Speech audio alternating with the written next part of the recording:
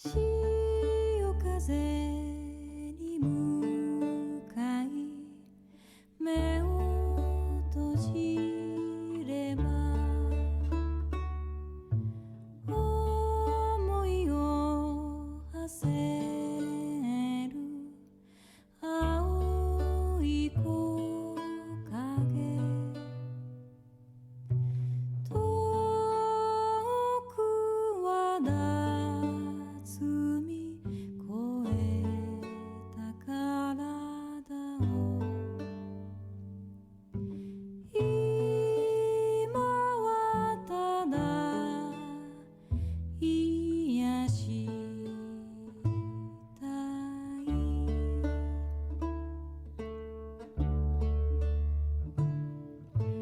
言葉はなくとも目を合わせれば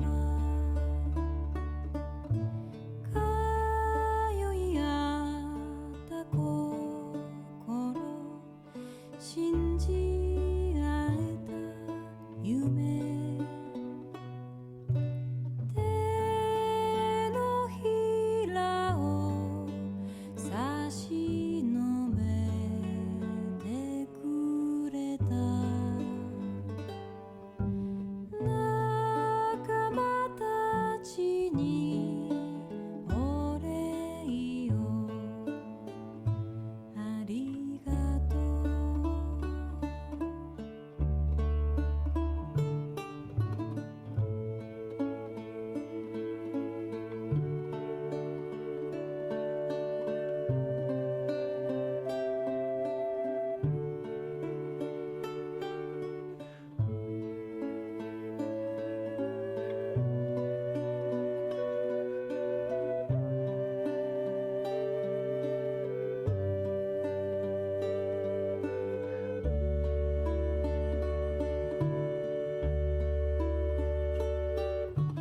歩みを止めそうになっ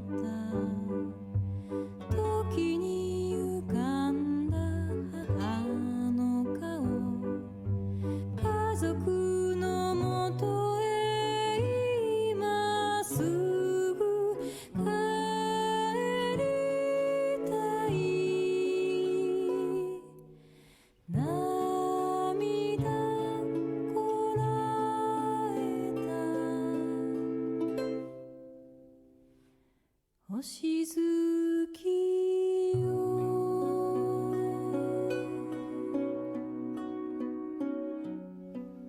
旅立った頃の自分と比べれば強くなってるかなだったら少し嬉しい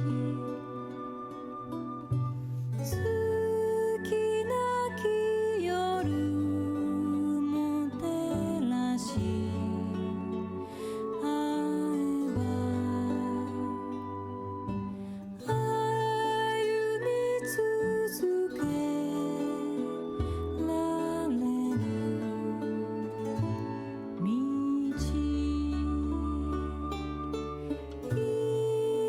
光が触れる星好きよ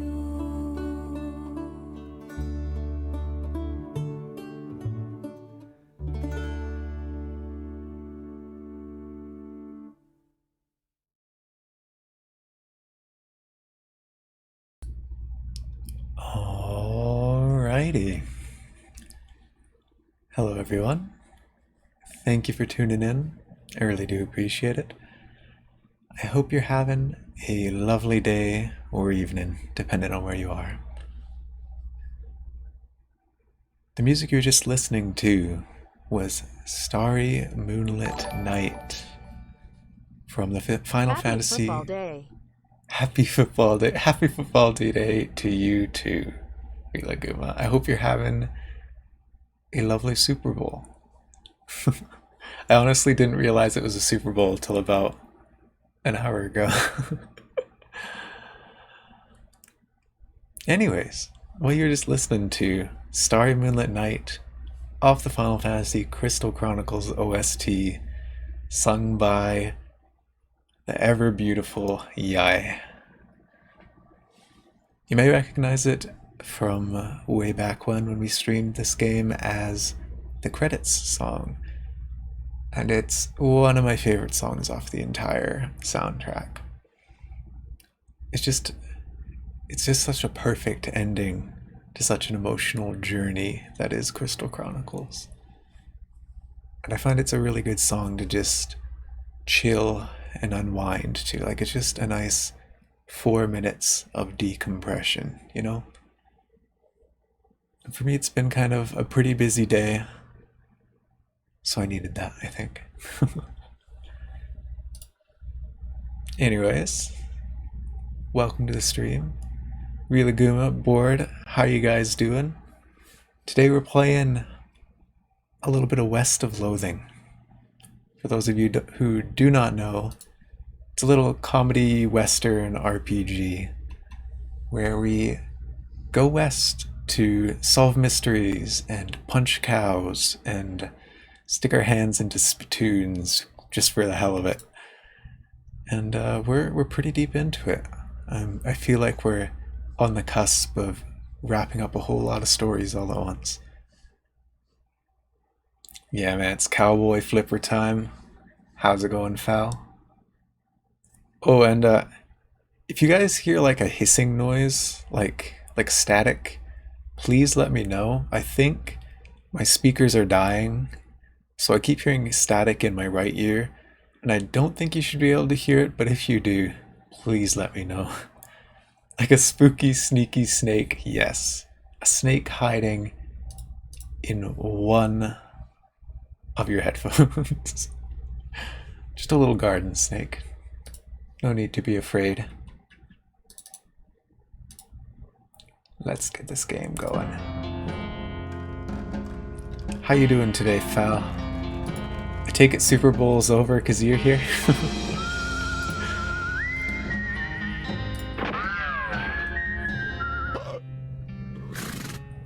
Alrighty.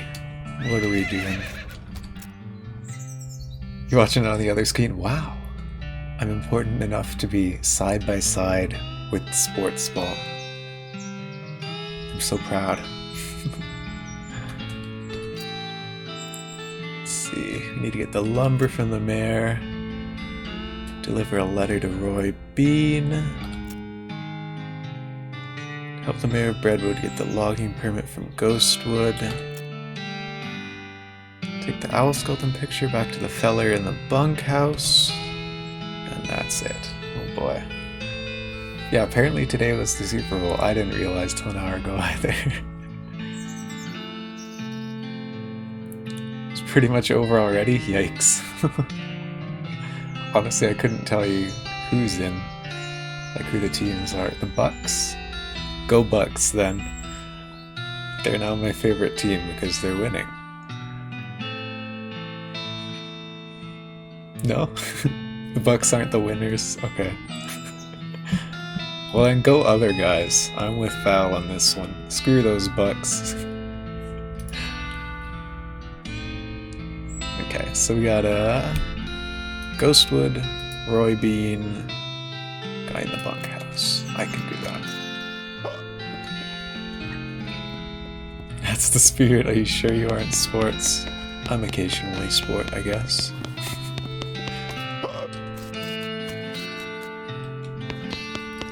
This is the feller who wanted the picture. Hobart and Bulpert. Howdy, Hobart. Howdy, Fozzie. Managed to take a picture of that owl skeleton yet? Sure did. Here you go. Great. Holy, look at that. What a beaut. Well, thank you, Fozzie. I ain't got anything for a reward, but I imagine you'll get some experience points out of it. Thanks, buddy. Speaking of, we have a butt ton of experience.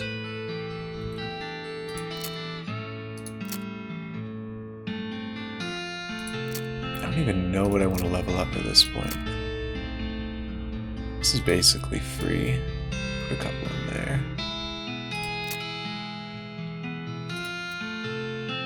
A bit more muscle.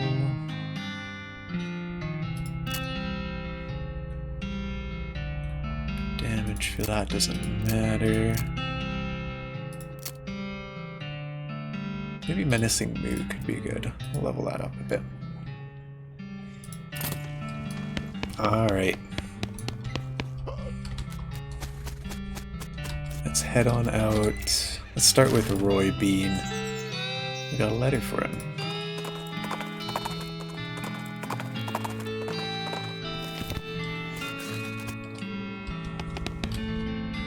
Found this letter addressed to you. A letter? He handed over the letter. He opens it, reads it, snorts derisively, and tossed it in the fireplace behind him. Thanks anyway. Okay. It's a bean missive. Clearly not an important one. Okay, well we're chewing through these side quests. It's back to Ghostwood already. I was hoping we could delay that a little bit. We needed some sort of permit. This looks to be the ghost of a town hall. It looks like a regular town hall, except, you know, the whole ghost thing. Knock knock. Hello, Mr. Barkley. How can I be of service? Geez, finally. I'm here on behalf of the mayor of Brentwood. He needs a permit to do some logging in the area. I see. Well, that shouldn't be a problem. I'll just need to review the logging records to make sure there are no disqualifying incidents. Go to the Department of Records, it's 2 doors down, and tell them I need the Brentwood file pertaining to logging. Something wrong? Not yet. I'm just stealing myself in anticipation. Knock knock. Mr. Barkley, was it? What can I do for you? I'm supposed to pick up a file on the town of Brentwood. Oh, you want the Department of Records. It's next door. This is the Adjunct Department of Records. Okay. Knock knock. Department of Records. How can I help you, Mr. Barkley? Supposed to pick up a file on town of Brentwood? One moment, please. Brentwood, Applewood, Antiwood, Badwood. Did you mean Bagelwood? No, it's Redwood. Must be a suburb. Beaverwood, Bestwood, Bitterwood, Bloodwood. Ah, here we are. Redwood. Which section do you need? I kind of want to ask him for something that we don't need. Tell me about the obituaries. Oh, you mean ghost birth announcements? Here you go. I can't read this. It's just different sizes of O's. You don't read ghost? Anyway, what I actually need is... Tell me about the loathing gossip. Ooh, this is pretty juicy. I'm afraid you need full residency status before I can share it with you, though. Oh. Okay, give me the logging records. That section has been downgraded from disuse. You need to pick it up from the Adjunct Department of Records next door. Naturally. Bring it back here when you've got it. I'll put it in an official interdepartment document transfer folder for you. Is that really necessary? Absolutely. You can't transfer documents between departments without an interdepartment document transfer folder. It's unthinkable. Here we go again. Department of Records sent me over to pick up a file. Great. Which file? Logging reports for the town of Brentwood. Alright, 1 second. Ah, here we are. But... well, these pages are all loose. I can't give them to you like this. What if they just blow away? I'm just taking them next door. They gave me a documents folder. It'll be fine. No, no, what if there's a freak gust of wind as soon as you leave here? It would be chaos. So what do you propose? Well, fortunately, I happen to be the one person in town officially authorized to use a stapler. So, you'll staple them together for me? I'd be glad to. But I don't have a stapler. Of course. Don't worry, all I have to do is go to the Department of Requisitions next door and requisition one. So, I bring you a stapler and you'll give me the file? Yep. Next door we go. Although, something I can get for you, Mr. Barkley? I need a requisition stapler. Alright. First we need to fill out a requisition form. Last name, Barkley. First name, Fozzie. Middle name, Justine. You check your visitor identification. Fozzie, Justine, Barkley. Yep, that checks out. Cake or pie? Excuse me? Your dessert preference, cake or pie?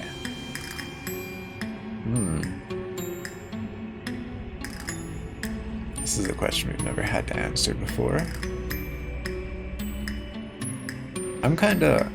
You know, this is a hot topic, right? Like, a lot of people are very hard one way or the other. Cake's better than pie, pie's better than cake. You know, I'm a happy medium, you know?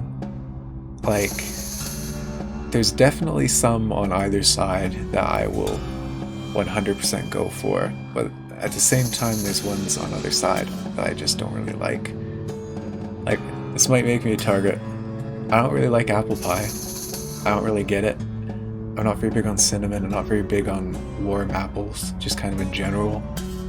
But you put a pumpkin pie in front of me, oh man, I'll eat that. The whole thing, if you let me.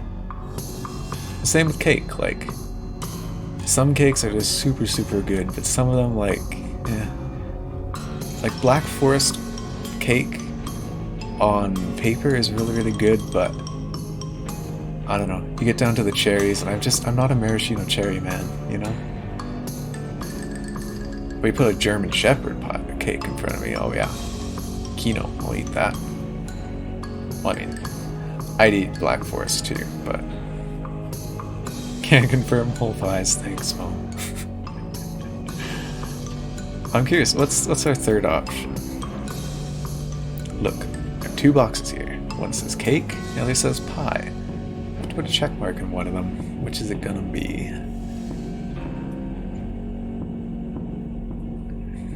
I feel like if you're talking every cake versus every pie, there's more cakes I like more than pies, so I'll go cake. Ugh. Well, despite that, everything seems to be in order. I'll get this filed. Here's your stapler. What a weird dude. Wouldn't ghost staples just go right through? This dude does not like cake. Yeah, he must be a pie guy. Okay, I got your stapler. Great, there's nothing better than a new stapler smell. Can I have that login report now? You bet. Ka-chunk. Here you go. Freshly stapled and wind resistant. Thanks, bud. Okay, I'm back with the papers. Alright. Let me just put those in the official interdepartment document transfer folder for you. There you are. Take that back to town hall, I take it. Okay, got that file for you. The Brentwood logging records? Fine, let's have a look. Oh, for the love of... What's wrong? That idiot stapled the pages together right in the middle. This is why he took his damn stapler away in the first place. The file is unreadable. I'm gonna have to take it back and tell him to unstaple it.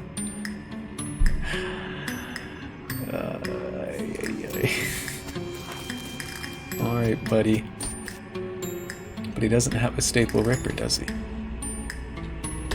Administration wants to go and staple these papers. Oh, Sorry. I'm only authorized for stapling, not unstapling. Try next door at the Department of Records. I think they have an unstapler there. Yeah, no, we're not wrapping this up. Just keeps going. I need some papers unstapled. Okay, I'm a fully authorized unstapler, so that's no problem. Spoke too soon, didn't you? Well, just that I don't see the staple remover anywhere. Oh, that's right, the Department of Libations borrowed it. To open beer bottles.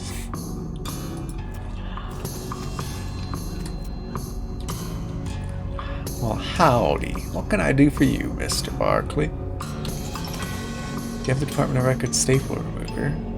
Sure do. The thing pops the tops off beer bottles like you wouldn't believe. As long as it removes staples, I'll be happy. I imagine it does, but I'm afraid I'm not authorized for unstapling. I have to take it back over to Records. Here we are.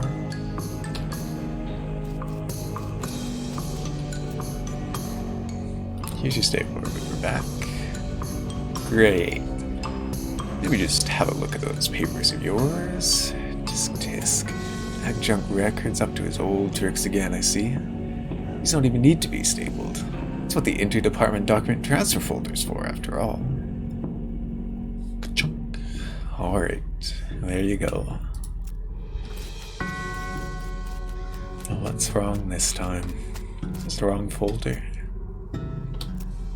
Alright, back with the unstapled Redwood login file.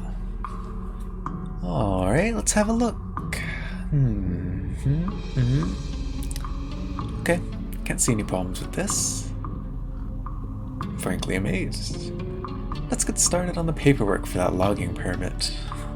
I'm no longer amazed. Alright, we Barkley, we Fozzie, we Justine. Okay, that's fine. I just need to stamp this here, and sign here, and now you sign it here, and also here, and initial here, and here, and sign here. Good. Now, just take this back to the mayor of Redwood, have him sign on this line here, and initial over here. Are you kidding me? I don't know how to do that. Okay. Back to Redwood we go.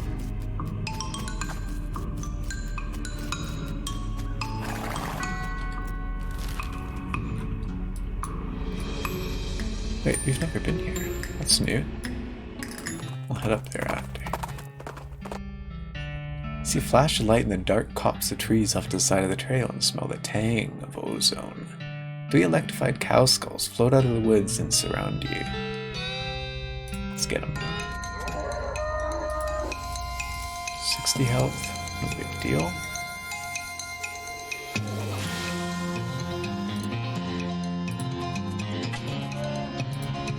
Do these count as skeletons? Is that a thing? No, they're not.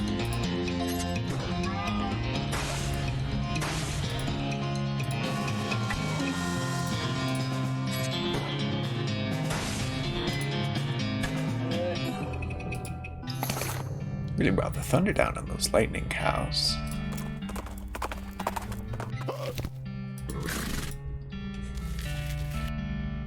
Excuse me, Mayor.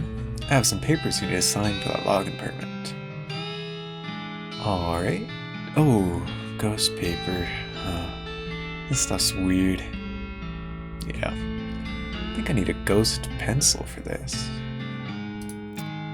Here, you can borrow mine. Sign down here. Initial over here. After some fumbling with the ghostly pencil, the mayor eventually manages to sign an initial to form. Alright, Mayor. We'll be back soon with that permit, God willing. Good luck.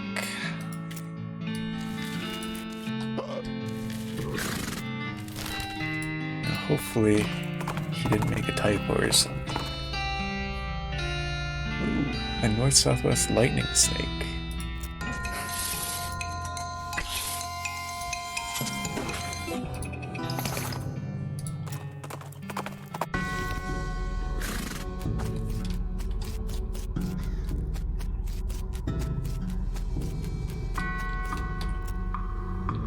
Knock knock.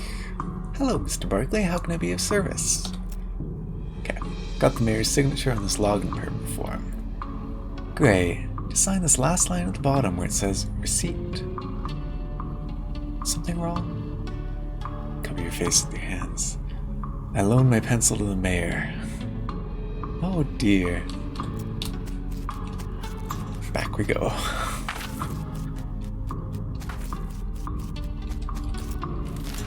Okay, Mayor, give me that pencil back. There's an open grave here, which is a little weird. Maybe they forgot to bring the body and had to go back to get it. Man, I bet that would be really embarrassing. Jump in. Oh hey, there's a few things in here already. Maybe they're just burying this junk, forgot to fill the hole back in.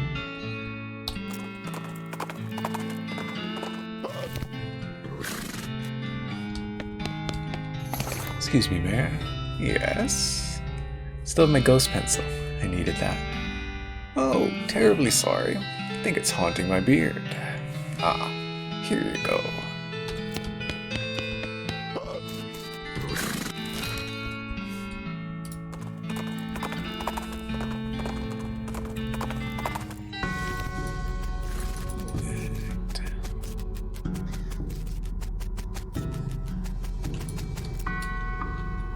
Got the mayor's signature on this login permit form. Great.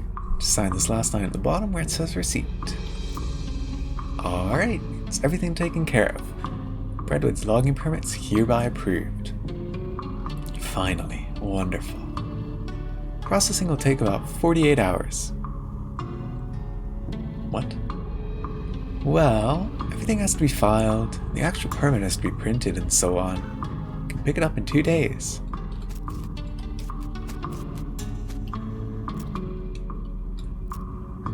So it does that. We do actually have to wait 2 days. Okay. Yikes. Speaking of, we had to wait 2 days here, right? Okay, whiskey's not here yet. Okay. I feel like there was other things that we had to wait a day or two to do.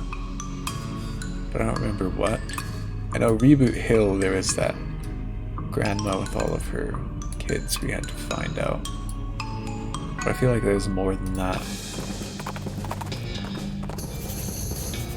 The transponder beeps, indicating a spot on the horizon.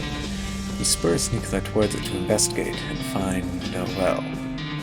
Just a well. Damn well stop to investigate it.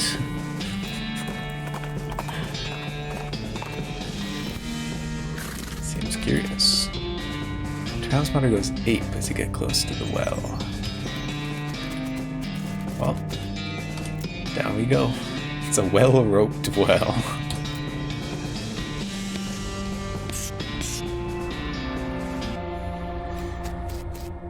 And lifeless. Another gate.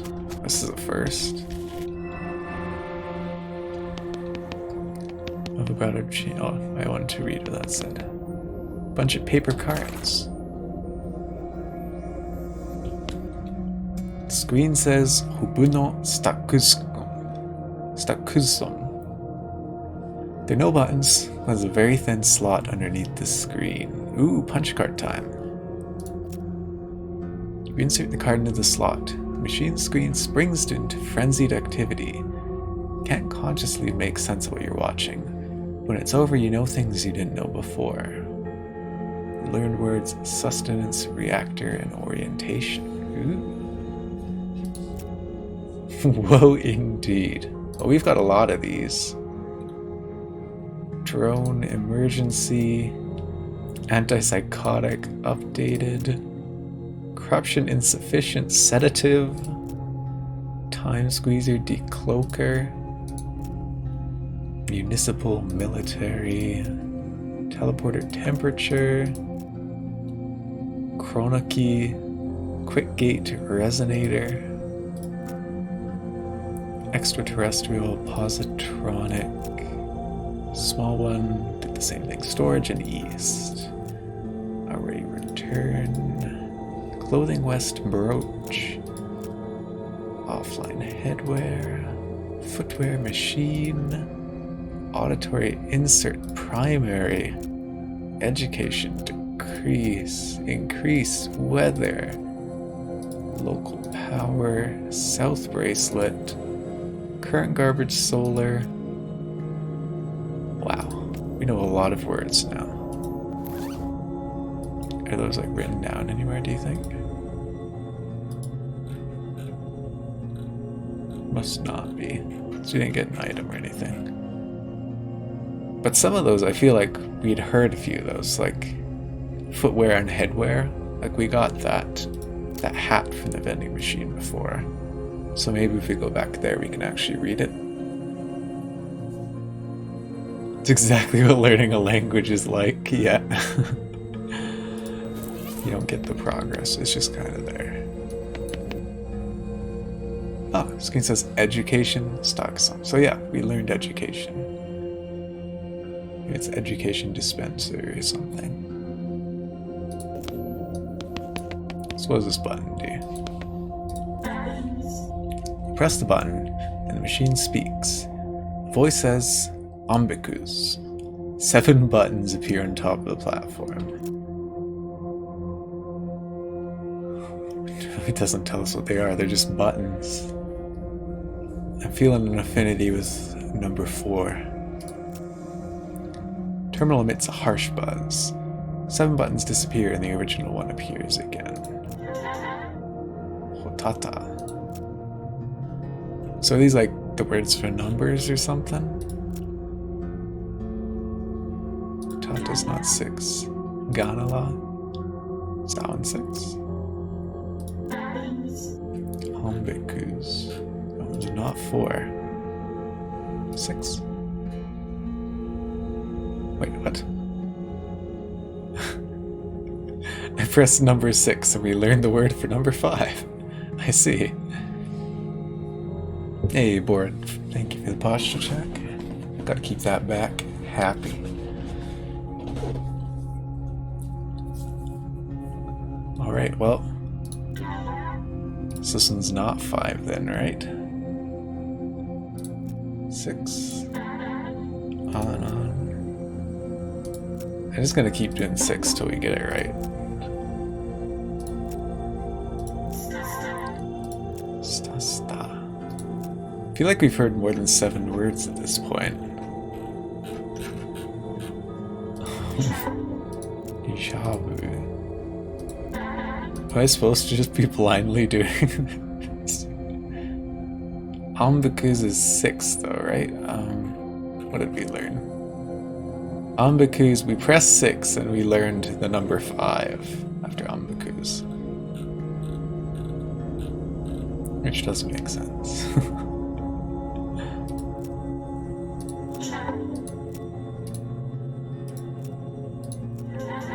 Tata.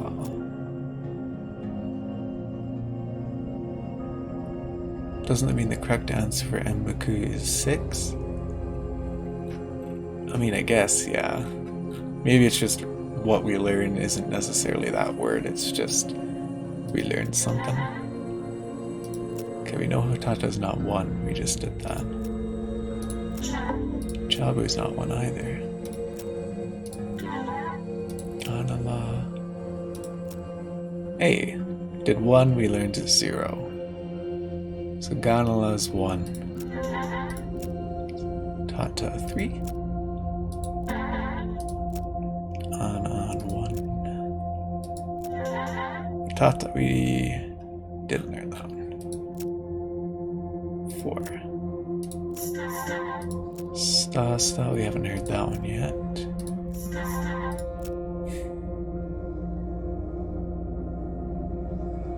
Means Ambicus is 5, but the 6th button is 5. I guess? Yeah, so then this is learning 1 through 6. Okay, Sta is 1. Tata is 4. Chabu is not 3. Poo-poo. Not 3. Poo-poo 7. Okay. Chabu then must be 3.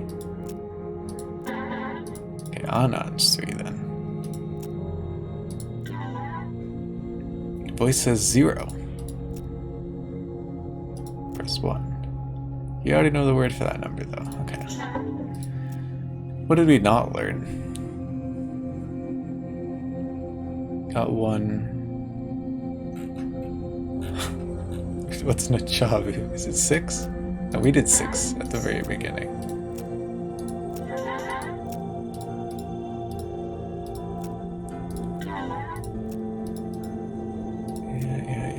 Yeah. Give me Nachavu.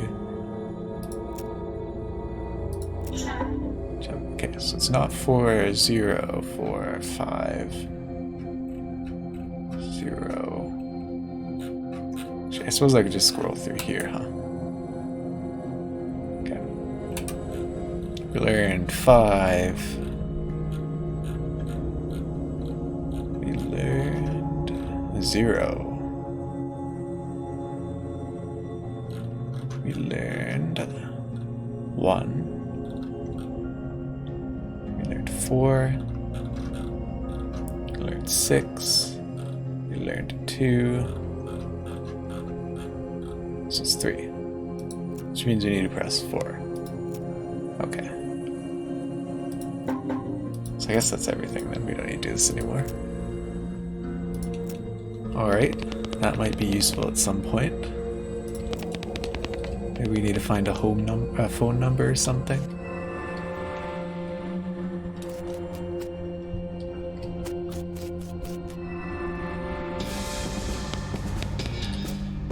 Up the old dangling rope we go.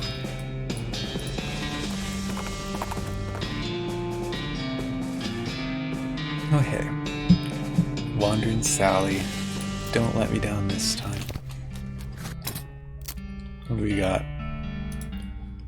Take your apples and your carrots as usual. Needles.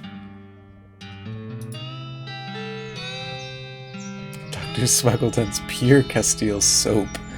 Where it comes from, they call it soap. Yikes. Nothing interesting. We'll just sell off our books. So we had a few books that we couldn't read.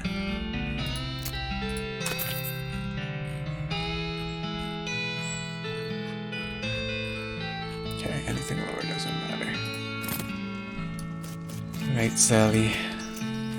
Nice to meet you.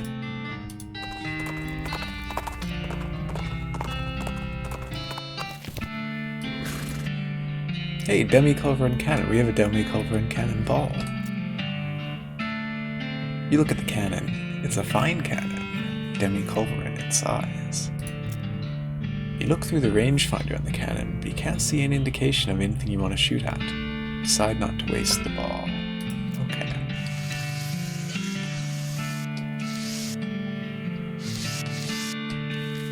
Do we have any binoculars? We do.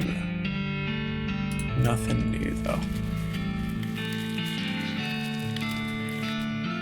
Must have been where they stored all of the fire.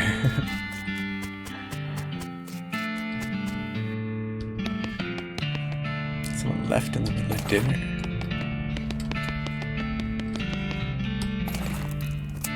A flare. What?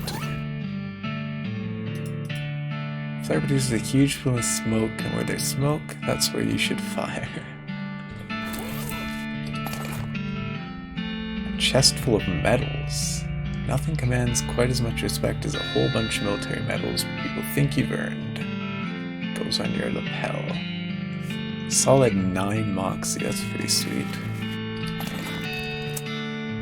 Diary P.O. Box key. Okay. 2 diaries. Alright. Private Mateau. Let's see.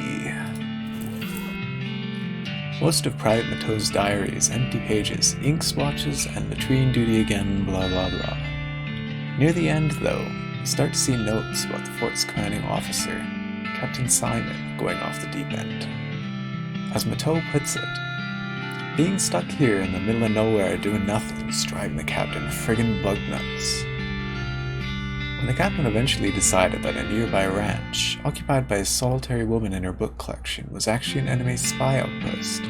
But Tao felt compelled to warn the woman, was too worried about getting court-martialed to give her any specific details of the looming threat.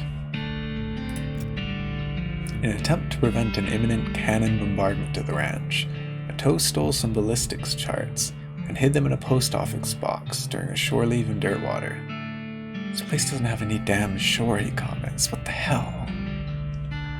Unfortunately, cannons had already been calibrated, and when Matteau returned to camp, he discovered the shelling had already begun. In his last entry, he declares his intention to start a mutiny, but the diary ends there with no conclusion to the story. Poor guy. What about Private Lemon? It's private in 2 ways. The diary of a private. Private Lemon's diary is pretty dry and not very interesting. Just a list of the day-to-day duties of a straight-laced soldier up in the hills without anything to fight. Toward the end, though, it starts to mention their commanding officer, Captain Simon, becoming increasingly agitated and convinced that a nearby ranch is being used as a spy outpost. Lemon doesn't sound convinced, but as one annoyingly vague entry puts it, orders are orders. The last few entries are to do with dissent in the ranks and the possibility of mutiny, the thought of which Lemon abhors. The rest of the pages are blank. Okay, so it's kinda just another perspective. Nothing really new. So I guess what this is saying is we've got a ranch out to the west. I guess maybe those ballistics charts will show us where it is.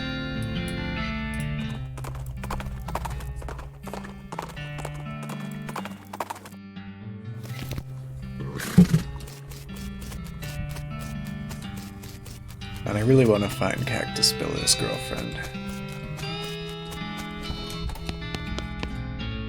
Find P.O. Box 114, which you found the key for. You open the box. It's empty except for a single sheet of cardstock with columns of numbers on it in tiny print. A chart for army guys that explains how to more effectively destroy things from a distance. Now what the heck do we do with that? Oh, we read it. This chart is full of details on the precision firing of demi-culverin artillery cannon. You know what? Bet that cannon could blow the vault door at Alexandria Ranch open if you could figure out a way to target it. Have you been to Alexandria Ranch?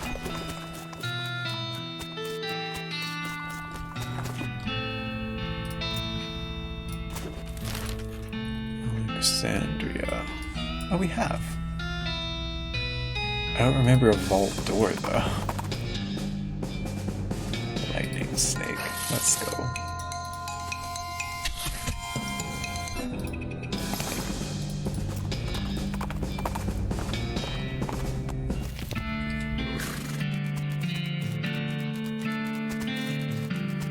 No, there is vault. Place our targeting flare. And now I take it we can target it from the other place. What reason? The electrified cow skulls. Baby mode.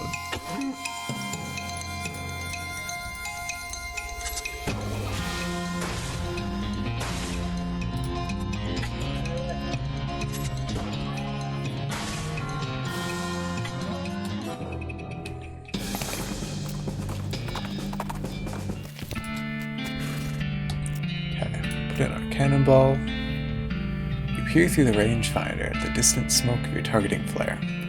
Consult the ballistics chart and turn the little knobs and cranks and stuff to the appropriate places. Root around in your pack and find a match.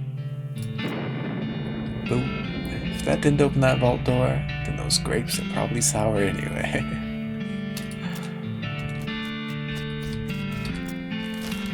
Man, This quest has been a long time coming. Like, we found this cannonball right near the start of the game, I feel. Must have missed a spittoon. Yeah, I got Stinky Sword and Stinky Boots as well.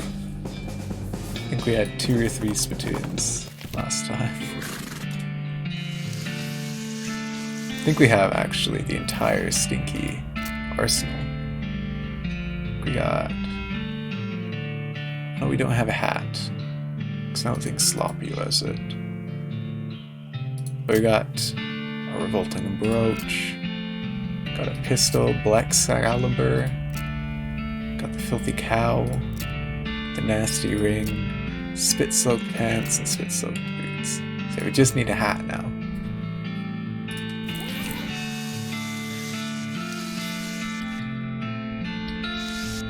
Books and books and books. Percussive maintenance. Tips and tricks about ancient art of fixing machines by hitting them. Learned how to hit machines in just the right place to fix pretty much whatever is wrong with them. When you're done reading it, you notice that the book's spine is cracked. Try to fix it by hitting it really hard, but you end up smashing the book to powder. More cow punching.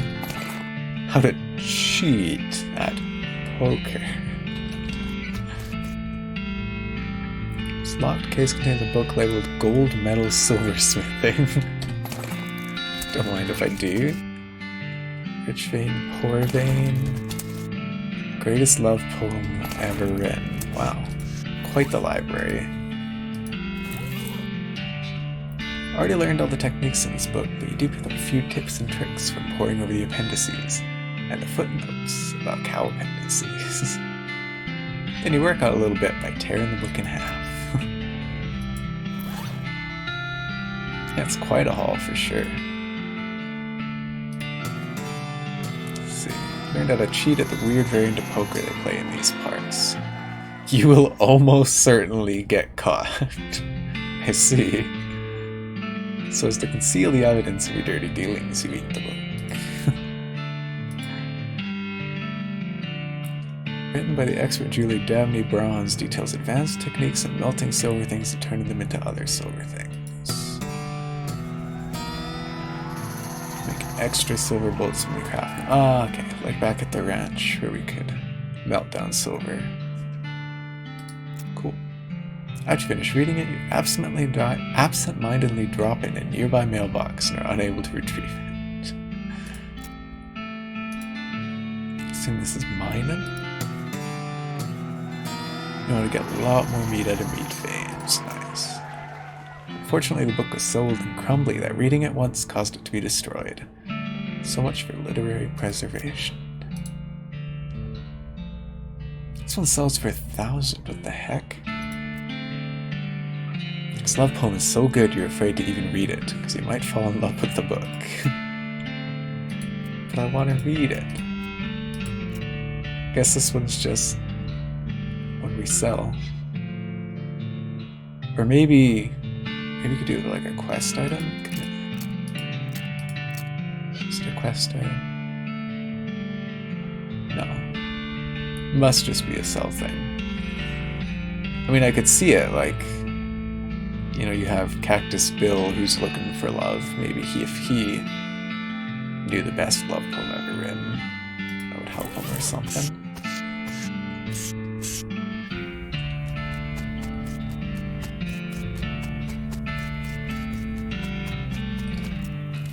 Okay. What do we got to do?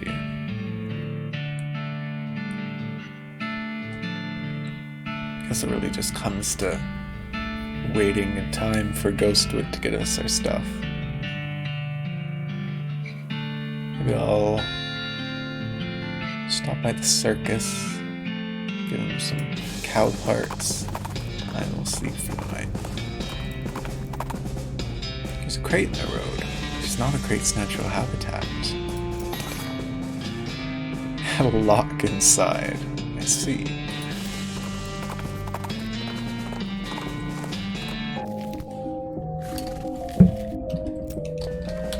Barnaby Bill, I'm back.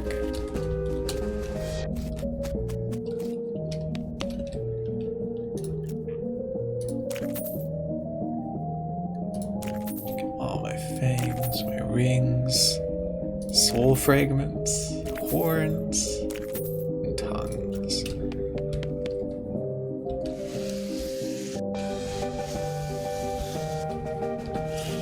Man, I kind of want to not sleep because we have all of these vintage little effects on us. Like, we'll lose purity of glands.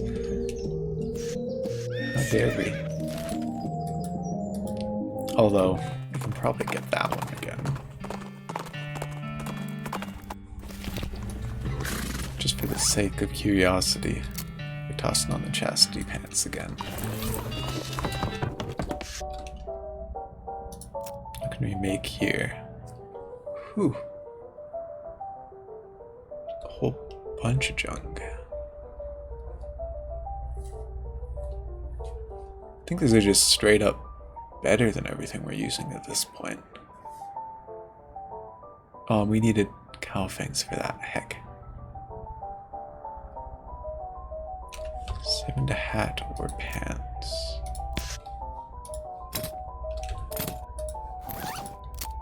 5 and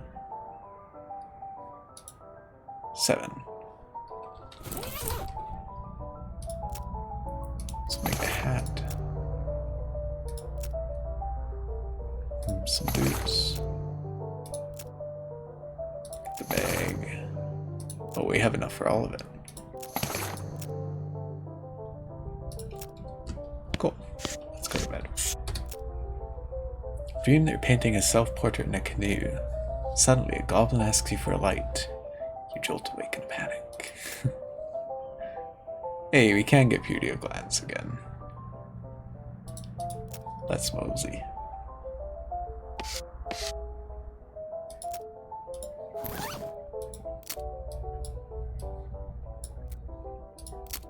Let's see. I guess these are better than Kurtzbed marginally. What else we got? We got boots. 4 speed versus 3 AP. I think the AP will be better. What else did we even make? The bag.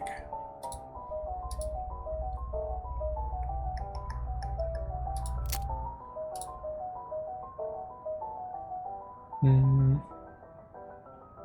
20% meat gains? Nah. Don't need to worry about meat right about now.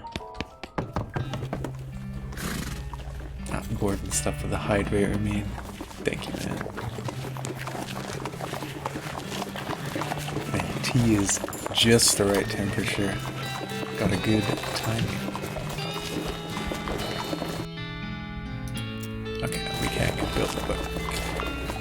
Sad. Feet sneak a little bit. And okay, first things first. Reboot hill. What do we got here? Some kind of crazy skeleton charges at you from behind a rocky outcropping.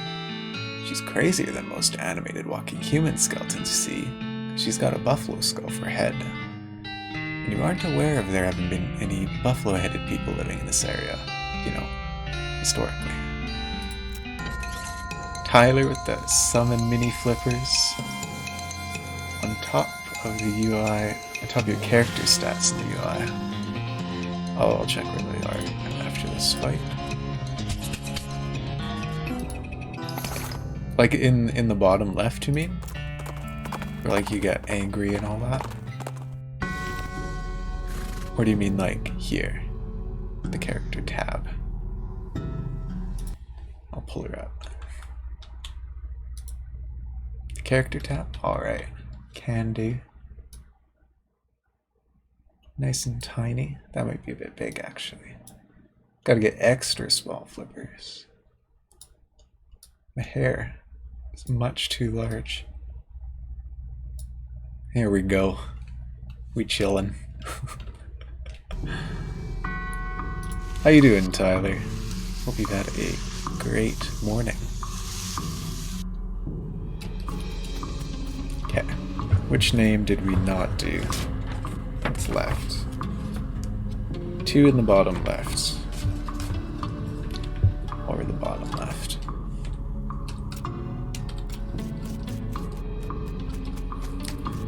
Assuming we did all of our sleuthing right, it's 50-50. Magdalene or Melissa? What do you guys think? Magdalene, Melissa. It's gonna look good as long as you're not in combat or in dialogue menu or world map. You know, like 75% of the game. Yep, got that. Small flippers. Just hanging. Wait, these have a very different death date. Maybe we can suss this out. She said she was 40 when they died, roughly. She's 95 now. It's not quite the 1900s. So here she would have been 50? Here she would have been much older. So I'm gonna say it's Magdalene.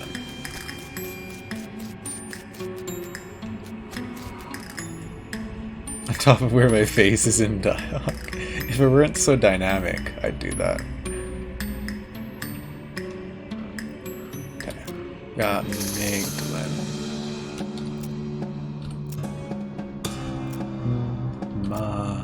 Magdalene. There we go. Granny's eyes brighten and she bursts into tears, but happy ones this time. Oh yes, of course. How could I have forgotten? Poor sweet Magdalene. Oh, how I miss her.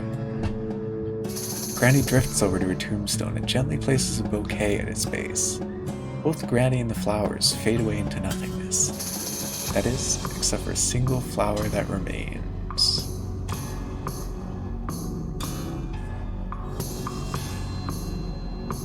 Oh, I didn't even realize you did another redeem, Fel.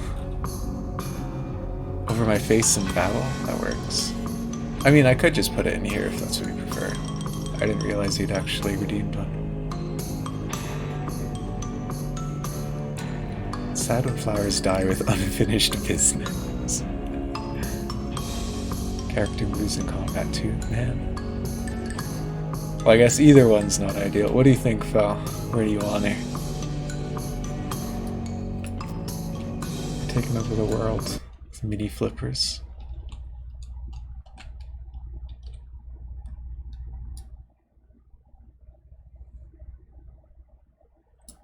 I'll leave her here for now until you decide.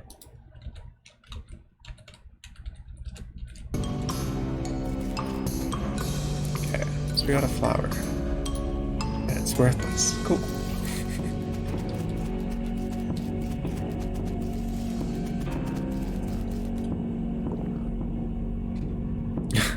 Another runtime.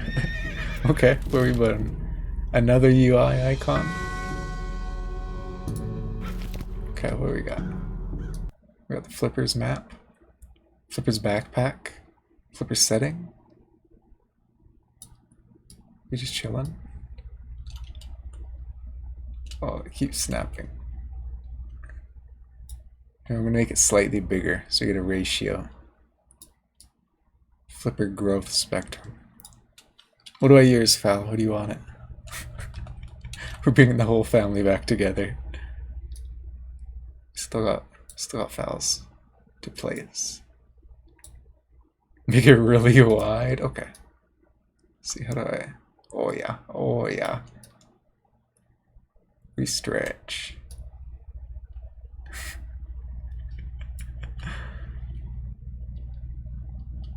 Beautiful. Got a nice little family.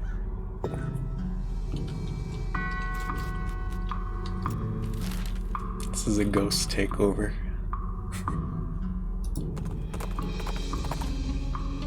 Spot a horse skeleton lying a few yards off the side of the trail. Ty sneaks out of a tree just out of sight. No sense in scaring her, and investigate. Somehow its saddlebags are still intact. Maybe the big red plus signs embroidered on the sides of them added to their durability.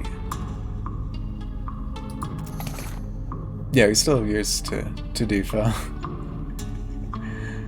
Yeah, Tyler did too, and we've got yours, so we got 3 of them to place.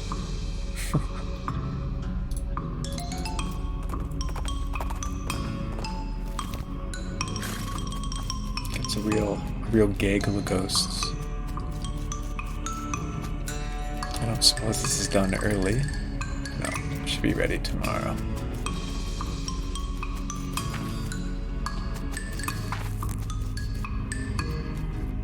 So find a PNG of a pocket. I'll do that as a hat and put mini flippers in the pocket. Perfect. This game, yep, this game. How you doing, Shaw? Oh, that's the wrong option. Is our whiskey here yet? Tomorrow. Okay. So what do we do today? Like, we've done everything there is to do today, I feel.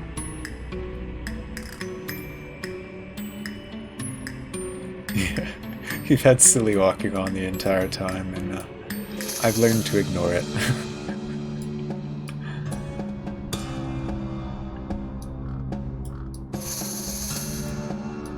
I guess maybe we could check in Redwood, see if we have another quest we could pick up.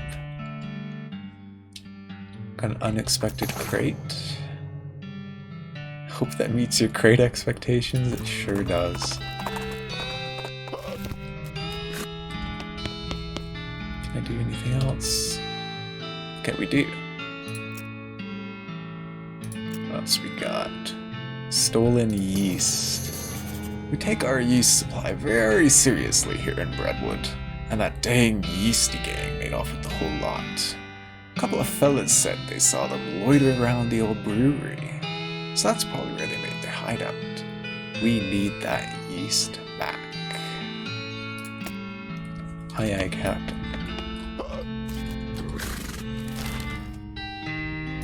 I knew there had to be something up here.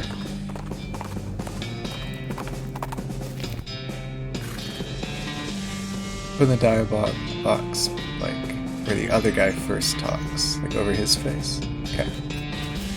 It's right here. I can do that. It'll be right 50% of it. Oh wait, there's already ones there. We've already got our whole family up in this corner. I mean, it's either that, or we could put it here. Then in the case that I talk first. What do you think, left, right? Do we get a cluster of flipper stack? Alrighty.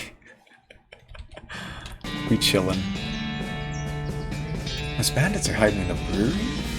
Well, this ought to be easy. Probably passed out already. You want me to pick up anything while I'm in there? Nah, beer's for amateurs. Gotta do both just to be sure. I like the way you think. Let's go. We'll have a nice little dialogue.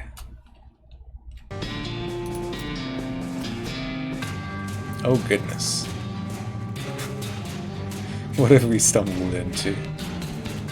This fella's too scared to talk to you. He's totally freaked out about yeast. It says beer hose. You're not really sure what purpose it might have served. Yeah, buy 3, get 1 free. We got that deal. It's a beer vat, or at least it's a vat. It's not guaranteed to actually contain beer. It's almost pure ethanol. Yikes. Dead guy's hat got knocked off and it's covered with yeast.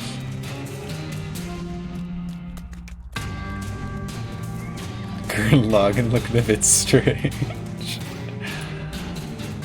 Great hat to wear if you or your loved ones are absolutely love the smell of dough. Or if you don't mind it and your enemies hate it, I guess. I see.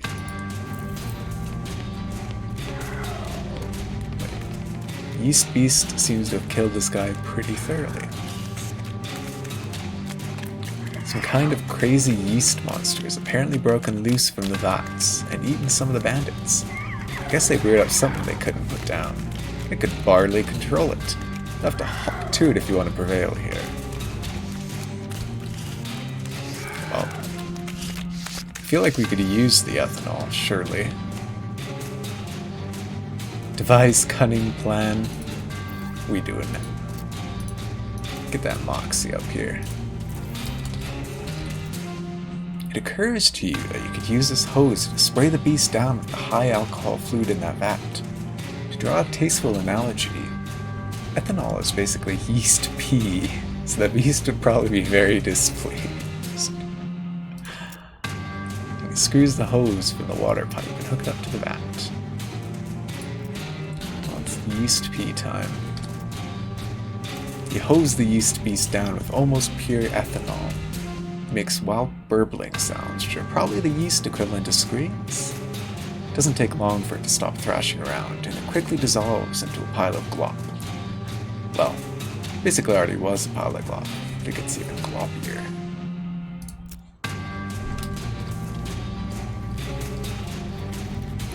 There remains the horrible yeast beast.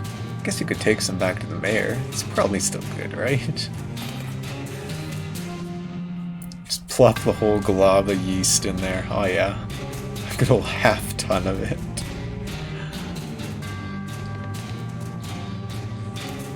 So this whole yeast theft biz doesn't seem to have gone well for you guys. Yeah, no, oh jeez. Are you a bounty hunter? Relax. The mayor just wants his yeast back. He didn't say anything about hauling you in. Whew, okay, well, the yeast is in that revolting pile. Oh, your homie's pea yeast. You should probably get that checked out.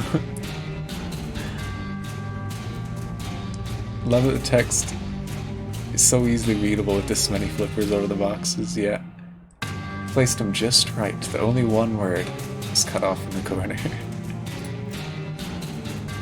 So what happened here? Well, we got bored of bread is all.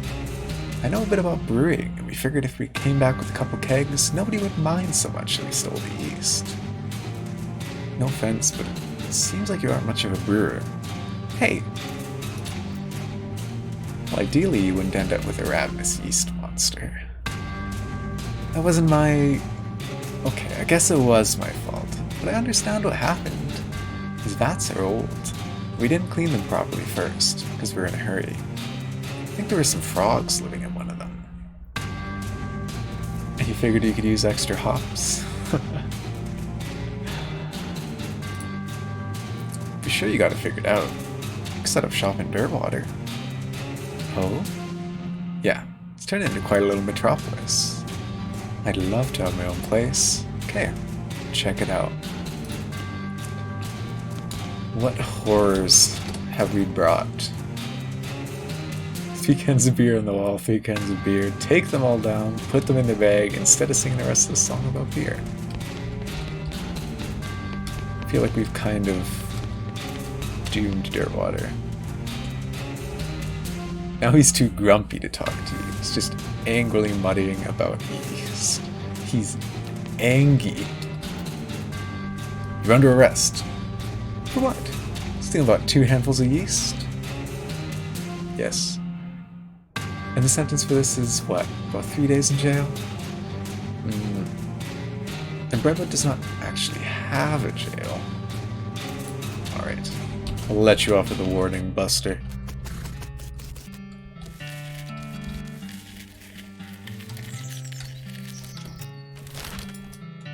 Okay. Where's Redwood? That's Ghostwood.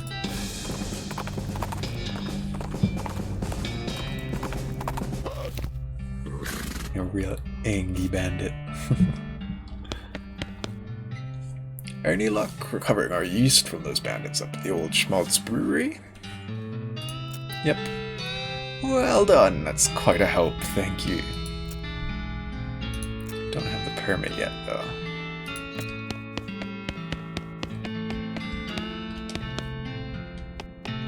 Wait, the militia yeast. So we've solved all the problems now then. We just need to get him his permit. Which we just need a sleep to do.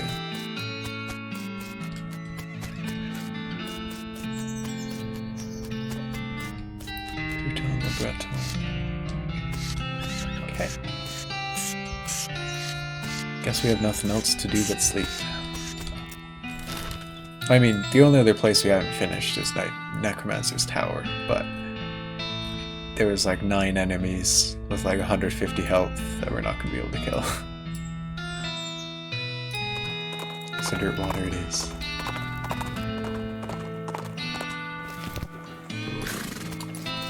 Let's stop by new build.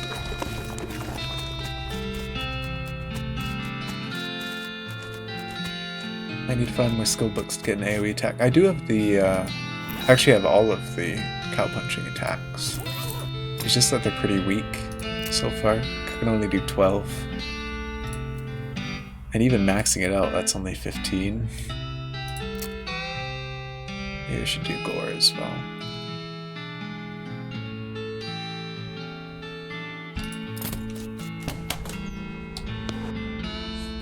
Oh hey, it's you. Thanks for telling me about this place instead of arresting me. Or shooting me ahead and then arresting me. No problem. Not really a bounty hunter anyways, just looking to help people out. Well, you sure did help me out. I really appreciate the opportunity. Things are going pretty well. Not a single yeast monster yet. What can I get you? Muscle, Mysticality, or Moxie by 7. Okay. Get a couple.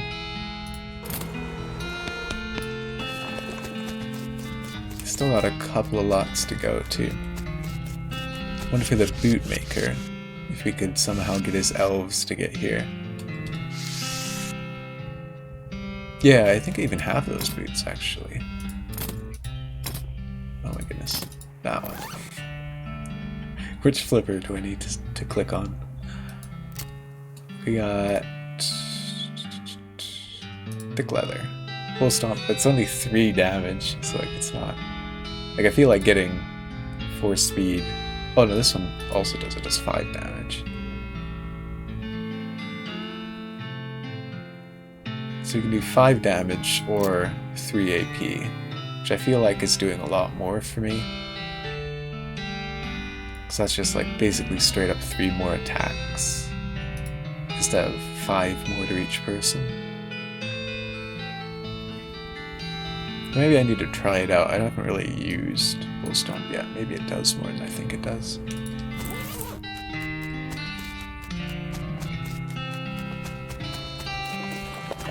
Shoot, let's do that. Let's go to the Dave Yard, try out our slippery boots. Yeah, there's the tier 3. I think it was what, Infernal Leather, something like that. Coal Snake. Let's go. What should do? 20 damage. I mean, I guess that's better than nothing. That means 5 turns to kill 9 people with 100 health.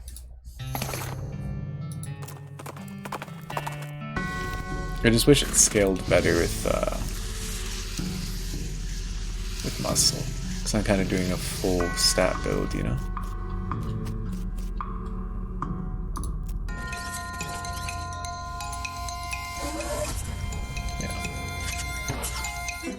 I guess you pair that with Doc, it's not that bad. It's also a super secret companion you can get from the bone pile. What bone pile? Like the, whatchamacallit, the buffalo place?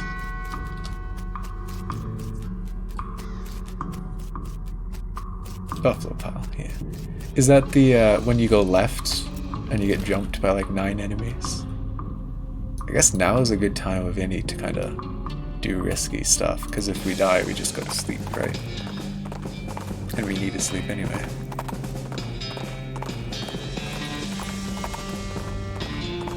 Let's see if we can beat him up. Test out Bullstone.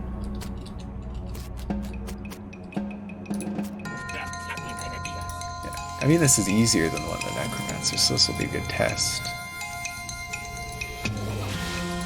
To take 1 AP. We need 5, so that's kind of all of our AP.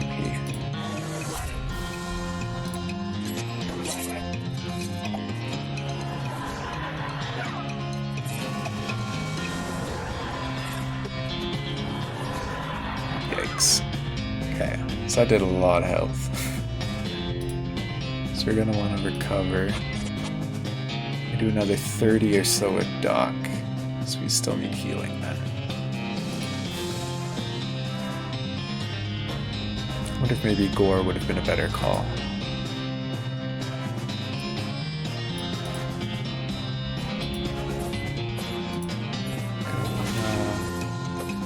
to like 120.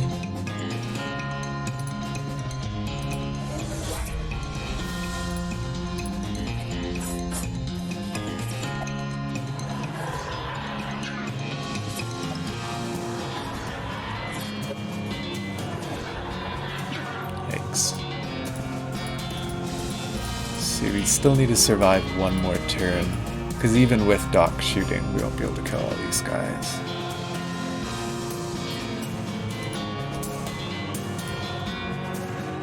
I guess, do these end turn? Muscle up won't do anything with those stuff, so that won't help.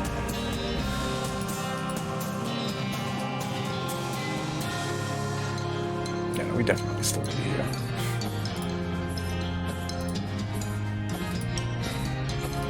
It's a good thing we got a whole lot of these. Should be enough. Quick heal. One more walloping. And a stomp and a shotgun. We should be okay.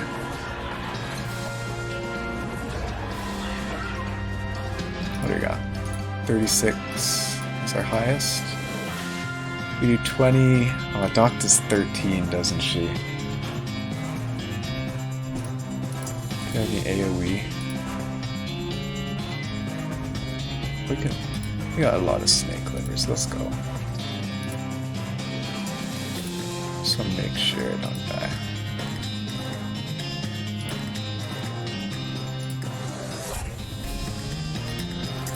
So 16 is our highest. Oh, I guess we'll kill some of them, so we didn't need to heal all the way up.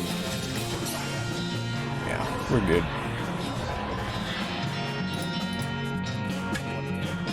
So it does work pretty well. Using the Handley put a stop to the cult activity at Buffalo Pile. Impressive. Pretty much have the run of the place now, if you need any bones for anything.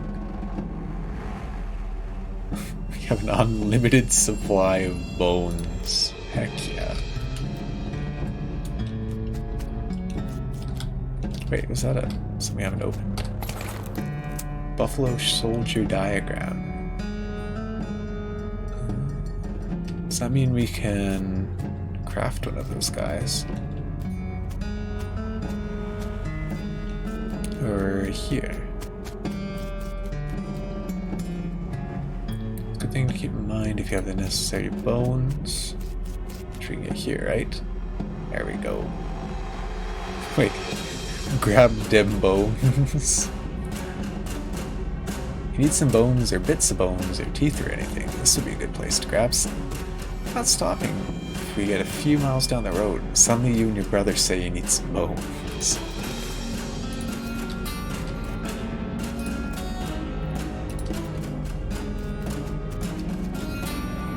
Alright.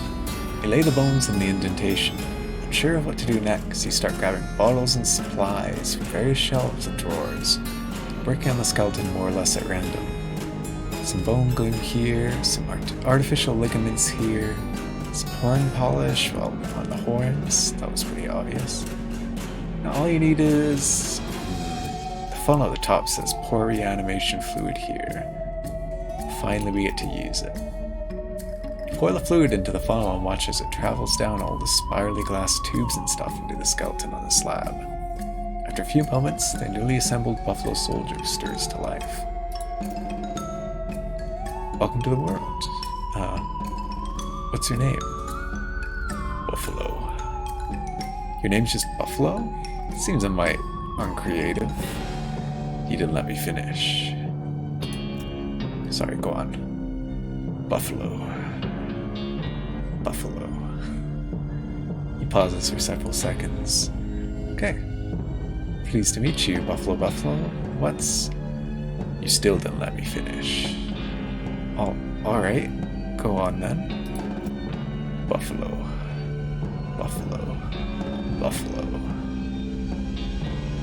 Okay, so your name is 3 buffaloes? Bill. Your name is Bill? My name is Buffalo Bill. Pay attention. So can you remember anything from before? I remember eating grass.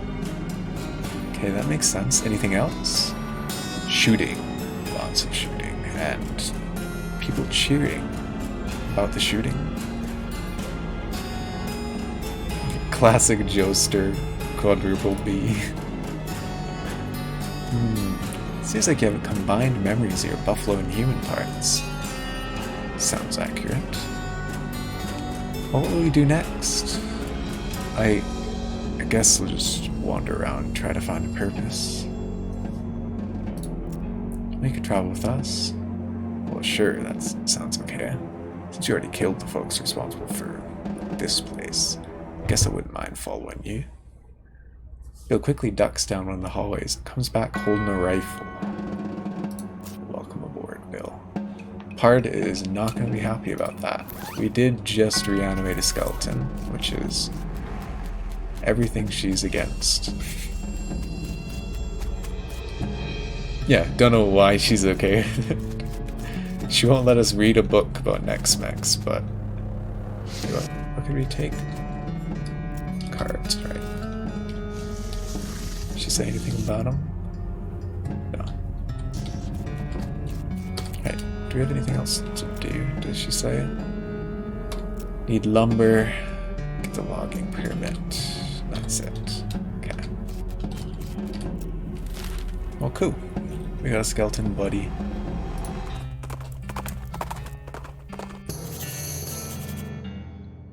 Hello. Spot the smoldering ruin of a ranch on the horizon. Ominous.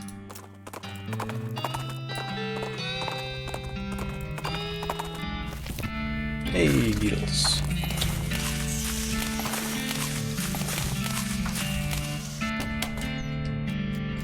Safe as Scorch, but its contents are probably still safe.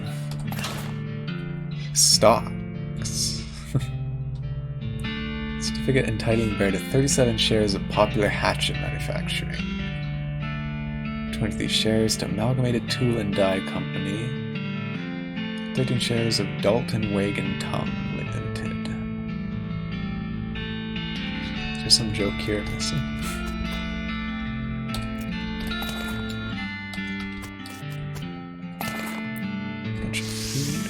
There's a weird cow-shaped stain on the wall.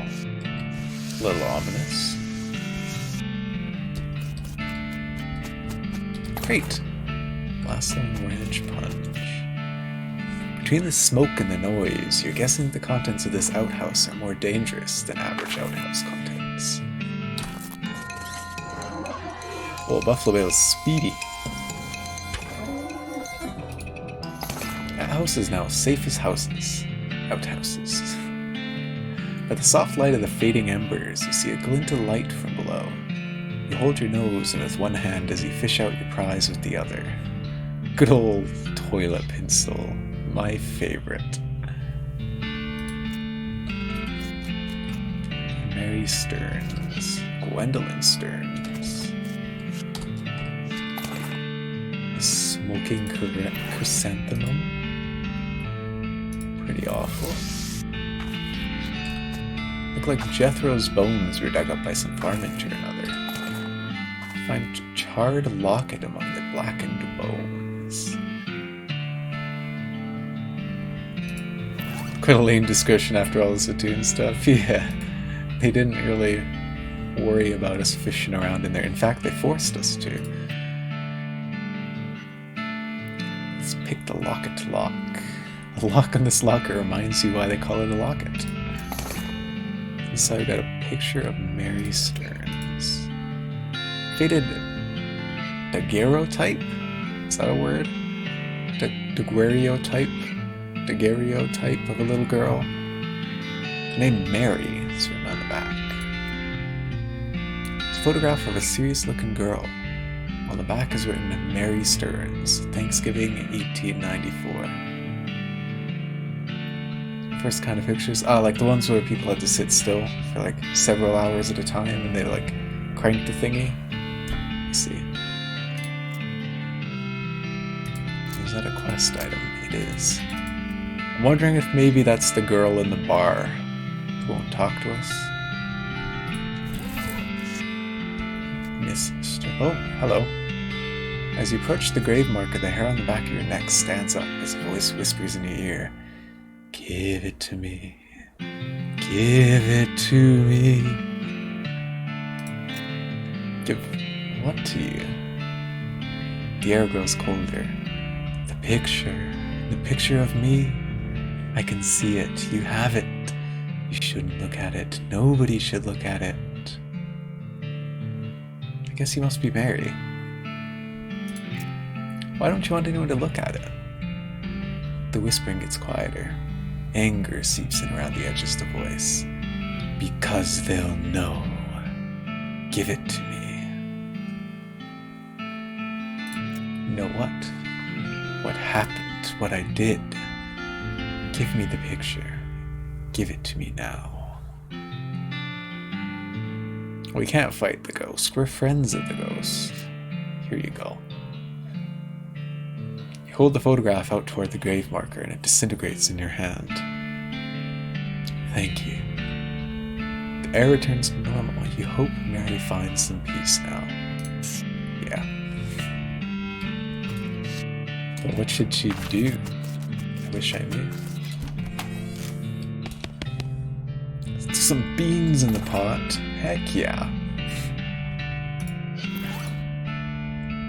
Plate of beans that got left in a fire for weeks. They're still edible. You could also probably use them as a stove fuel in a pinch. More stocks. Northern Plier Industry. All the books on the shelf are burned, but you notice something strange about the back of the shelf. Your deft fingers find the hidden catch, and the back panel of the shelf slides away to reveal a secret compartment. Mary's diary. Oh no.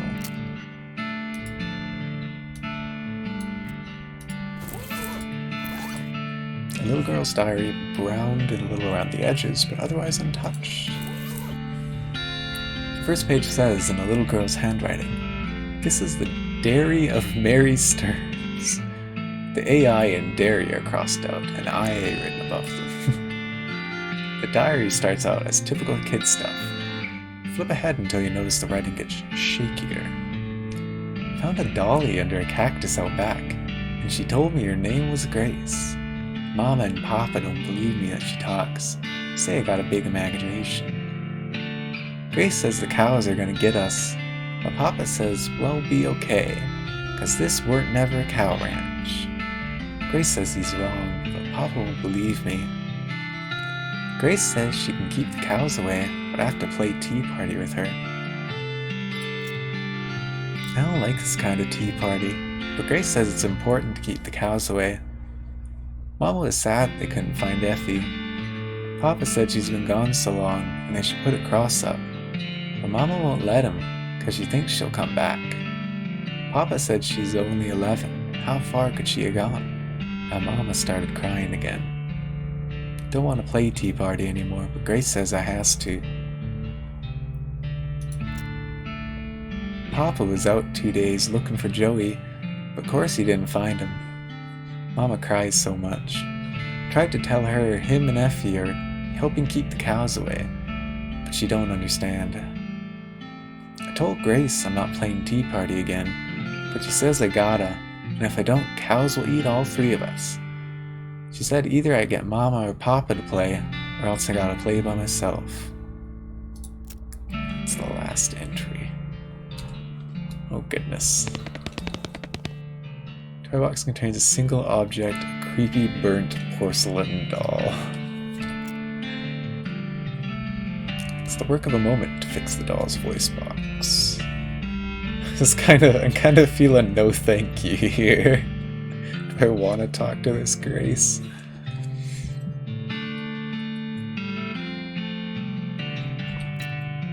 You pull the string. The doll's eyes roll back into its head and its mouth begins to move. Hi, I'm Grace. What's your name? Fozzie. Hi, Fozzie. You're nice. Do you want to play with me? Yes, let's play. Hooray! Mary used to play with me, but we didn't get to finish our tea party before she went away. Will you help me finish it? Surely. Hooray! The game was almost over.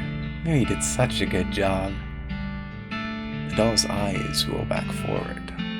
Go downstairs and get my cup. Do you know the magic word to make the mean cow let you into a secret room? No, what is it? The magic word is peanut butter. The doll goes silent. You shudder as you realize that talking dolls haven't been invented yet. Extra spooky.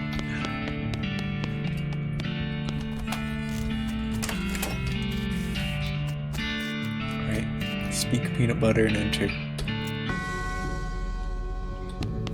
Altar. Atop the sinister looking altar sits a copper goblet filled with what appears to be blood. Bed. Take the goblet or destroy the goblet. And then she asked to grab the cup for her. This is the teacup.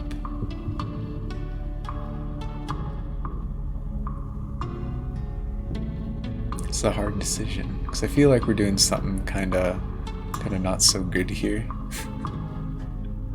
But at the same time, I want to see what this little doll's got for us.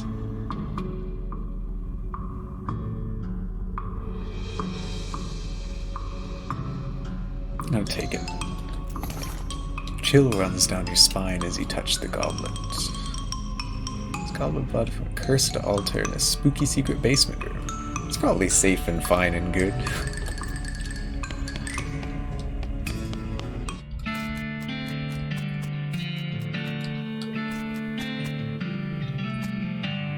Yeah, if it took more muscle to destroy, it would be enticing. I feel like this is an early game area, because I mean everything's been like 6 Moxie to do the bookshelf, 5 to destroy it. I think it was like 10 mysticality to even talk to the thing. And we are right outside Dirtwater, so it's probably not that big. Grace's eyes begin to glow. My tea! You can finish our tea party now. Why not? You carefully pour the blood from the goblet into Grace's mouth. Grace leaps out of the toy box, laughing maniacally, and climbs the ranch's house's ruined chimney. She turns towards you. See you soon. She leaps to the ground behind the house and scampers off to the northwest. It's probably fine. Oh goodness. This box used to have a haunted doll in it, but you fed her some children's blood, and then she got up and ran away. This is fine. Anything to say about this part? Guess one of the neighbors must have happened by and buried the bodies. Thank goodness for that. I'd have thought you'd be injured to that sort of thing. More than your average Jane, I guess, but I'm not a mortician. Mostly I deal in keeping folks alive. True. Has Mary got anything to say about this? No. So they said northwest, right? Does that mean we can find a place? Up this way.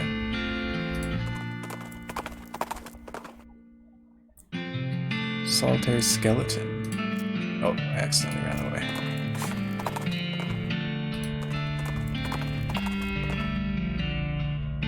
As you're riding down the trail, a dirty urchin jumps out, pointing a toy pistol at you, and demands that you pay the toll for being 20 push-ups. Why not? Satisfied by your demonstration of upper body strength, the child allows you to pass without pretending to shoot you. Little scamp.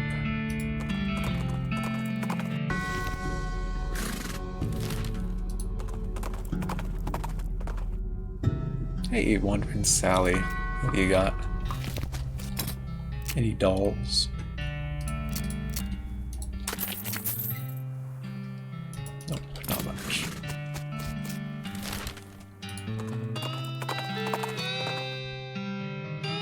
Solitary skeleton. We'll fight him now. Just kind of annihilate him.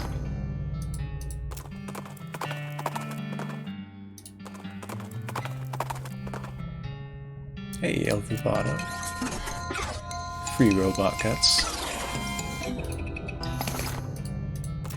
Maybe if we go from Snake Pit. So riding along, you see some braided fuses sticking out of a nearby rock. Investigating it more closely, you see that somebody drilled a hole in the rock and inserted a bunch of dynamite. Apparently lost interest and wandered away without setting it off. Or maybe they're just out of matches. Their lack of follow-through is your gain.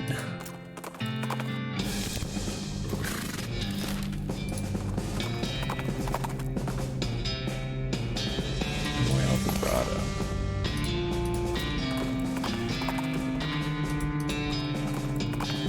Surely that doll walking off wasn't just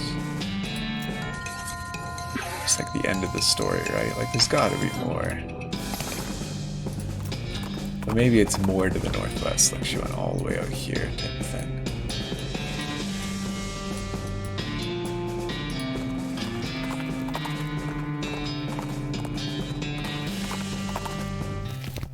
Okay. Let's asleep.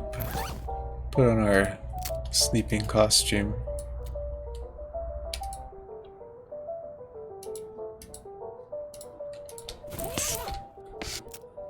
You dream that you're playing baseball with a wedding cake while fleeing from a wedding cake. Then you meet someone who looks exactly like a ventriloquist dummy but isn't. You wake up quite refreshed. Sounds like a good dream to me.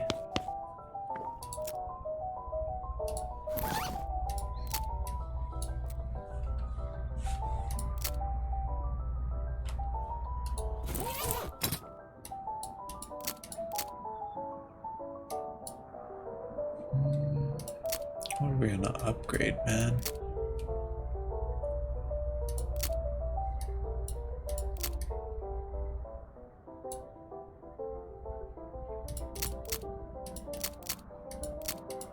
Maybe get some Mysticality and Moxie just to up our defense a bit.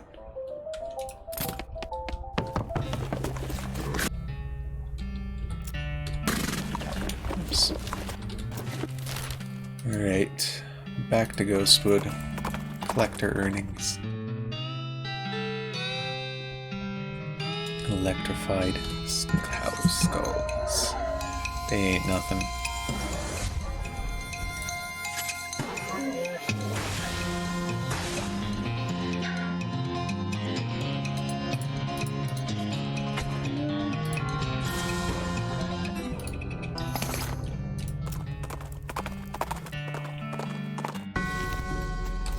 Alright, let's get our whiskey. Did that whiskey show up yet? Sure did. I think you'll be glad to hear it. Save that whiskey requisition form you already filled out. You're a saint. No problem. You want a shot or the whole bottle? Whole damn bottle. 1,000 mead. Bruh. That's a lot of mead. I'll just get a shot.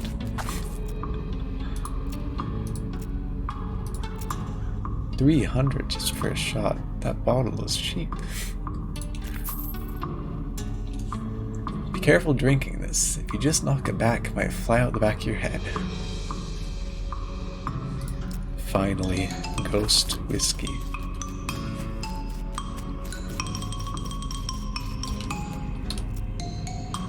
Is that redwood logging permit ready yet? Let me look. Ah yes, here it is. And there you are. Don't have to sign anything to collect it. Nope. Are you sure? No, sir. That's it. Ghost of a document that grants logging privileges for a big parcel of forest. Good. Let's get us some lumber.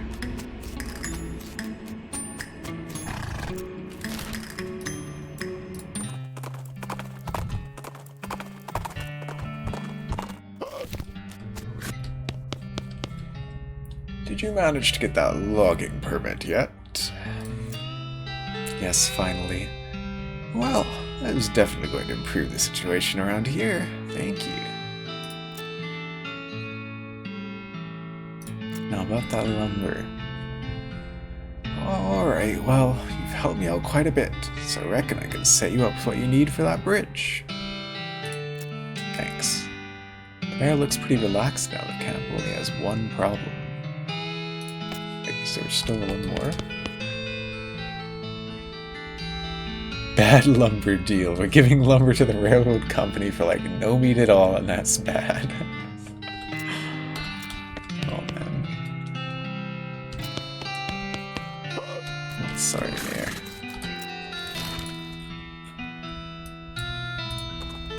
Let's build us a bridge. You spot a small makeshift signpost stuck into the ground a few yards away from the road and stop to check it out. It says, "Free meat," and indeed there's a small pile of meat lying in front of it. So distracted from rolling your eyes at this obvious trap, you almost missed the goblin sneaking up behind you. He's wearing an old buffalo skull as a helmet, which you have to admit looks really metal. Gotta hand it to you, you nearly got me. Good job. Ha! Foolish human is falling into my clever trap. Now you are giving me valuables, or I beating you up. You know, it's maybe the first time I've been mugged by a goblin. Usually guys are more or less peaceable. I am smart like human. Why making things myself when robbing easier? Smart like human is a very accurate description of that idea, yeah. Giving me your stuff, or hitting you. Calming down.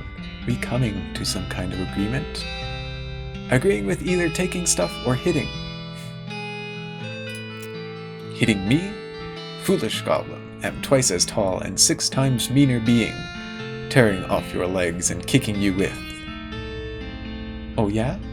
Yeah. Okay, well, not wanting that. Never mind then.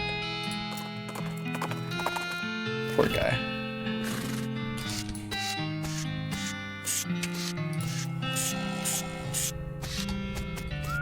Wait.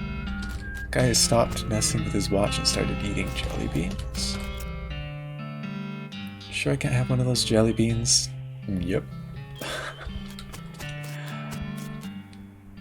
Hey boss, good news. We got that lumber shipment in from Redwood and we're ready to go.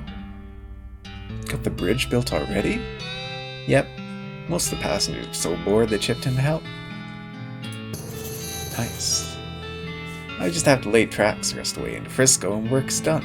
Both mine and yours. See you there, boss.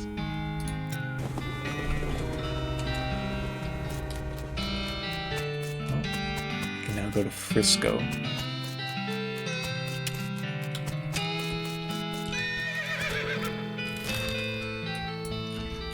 Way out west. Question is, do I want to go out all the way to the west, or do I want to do Necromancer? So I feel like we almost stand a chance. Maybe I should get a little bit more healing and give it a shot. A hell calf. Ooh, a bunch of calves. Weak boys, though.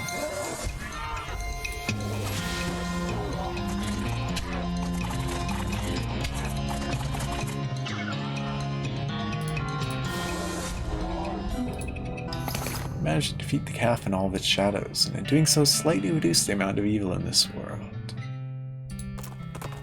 Nice.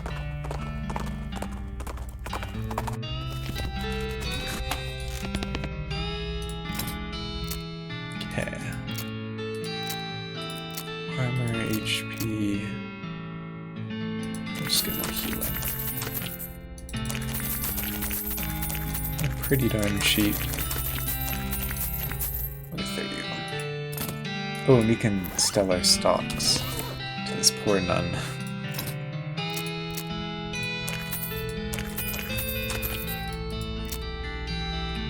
This one doesn't say just sell it on it, so I don't know if it's actually something I should sell.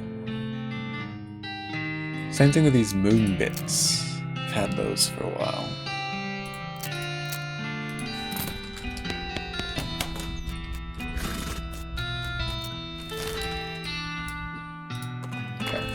Go beat up some necromancers. Oh hey, you found your crate! You don't remember losing a crate, but it must be yours because it has mine stenciled on the side. Pry the lid off your crate and reclaim all your lost and forgotten possessions. Including a lodestone ring, that's pretty nice.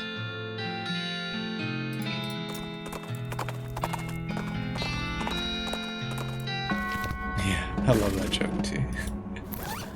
Okay, let's buff up.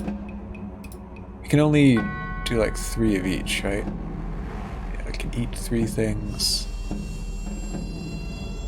Can drink 2 alcohol.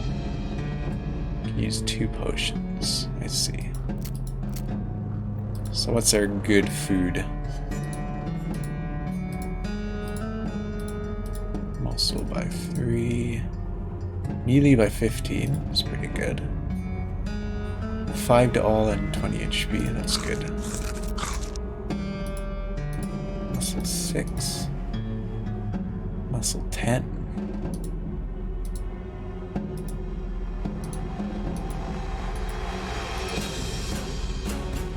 Okay, so we'll do muscle 10. Melee 15. You eat the raisins. You always liked raisins. There's nothing interesting or funny about it. It's just true. Alright, drinks. What do we got? Speed. 8 stat. 15 to all damage. It's pretty good. Armor 1 stat. 5 stat.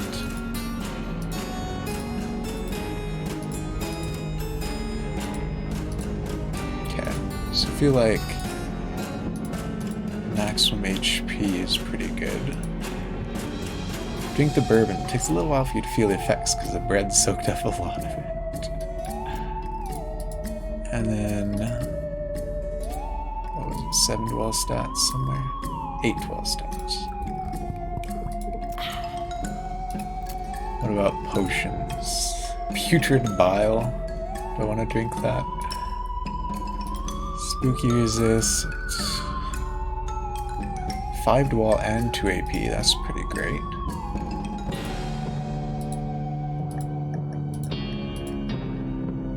Gonna open our 3rd eye. 25 HP, that's pretty good. 15 to wall stats, that's incredibly busted.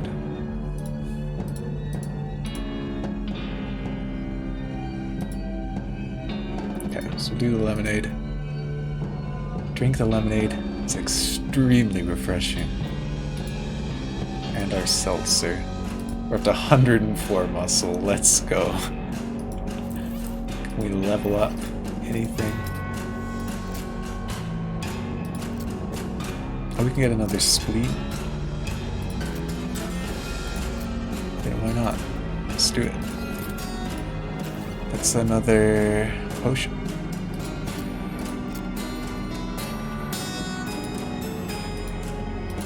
Do, let's see, I wanna do HP. Do you have anything good for HP? Branch. Put the poultice on the part you think is most likely to get stabbed later today. Just a guess, really.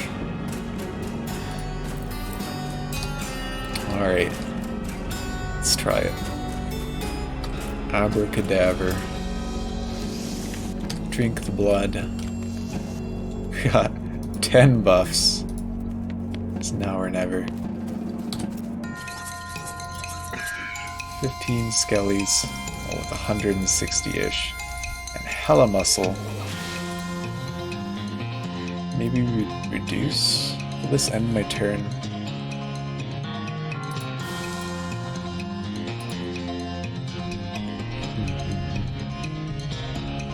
I'm trying to think what the strat here is. It's like we can have Alice instant kill 1 skeleton at a time, but I feel like her AoE damage would be better in the long run, kind of.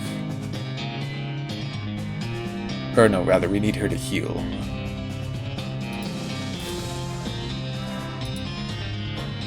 We're definitely going to want to gore, I think. Because doing 62 to all and instead of 20 to all would be a lot better.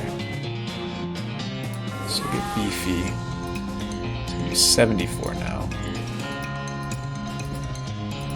So we can basically kill a row in 2 turns. Which is pretty sweet. I think that's the strat. Let's see, Alice says 1 free turn.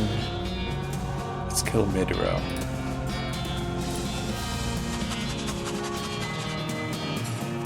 Please don't kill me in 1 turn. Okay, they all whiff anyways. You can never tell with this game. Sometimes they just always hit, sometimes they just never hit. I don't know quite why. So we'll just stomp them down then. Got nothing to be afraid of all these skinny little skeletons. Do you know, is this like... Is it because my stats are higher than theirs that they're whiffing? Or is it because I'm a cow puncher and they're doing melee? Or I've never been able to quite figure out why this happens. Zero idea.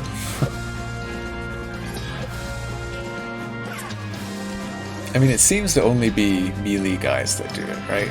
Like, I've never been whiffed by a ranged enemy.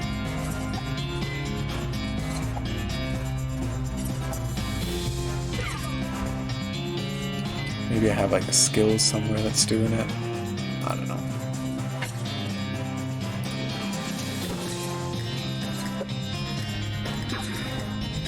Good try, Buffalo Bill. You single-handedly defeat all 8 of those skeletons. Hey! Sorry, I mean you single-handedly defeated all 9 of those skeletons. Surveys the scene and jots some notes down. Cool. Strange undecipherable runes, my favorite. Well, there's a big old pillar skulls blocking your path. There's bound to be one of these in here somewhere, right? Excuse me, fellas. I need to get past here. Skulls hiss and chitter and giggle at you. So that's a no then. Could intimidate. I want to intimidate it, but I don't think we have near enough to do that. It's a whole 1,000. And we're at 641.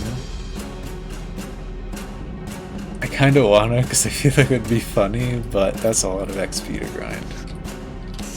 So let's go. Oh, it's just one big guy. This will be easy.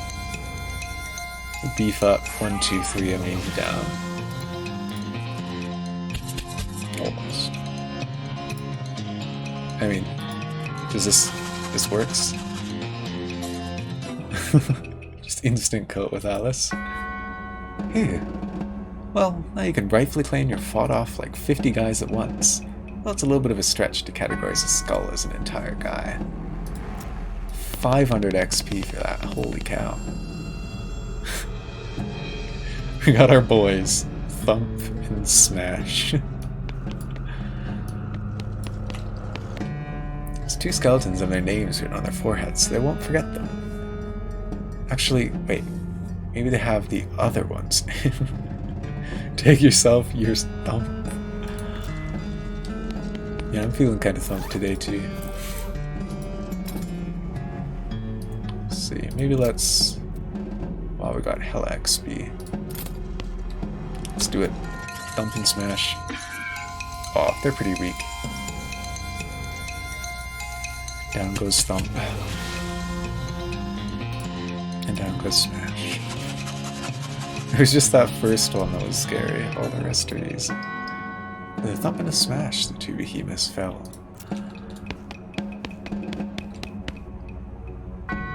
Tippy top. Howdy, Mr. Necromancer. What a cool looking guy. You approach the throne and the withered husk sitting on it. Unbelievable. All that killing, all that horror, and this is what's behind it? He tries to speak to you, but all that comes out is dust. I'm curious. What if we become a cultist? Will he talk to us? Hello, Master? No.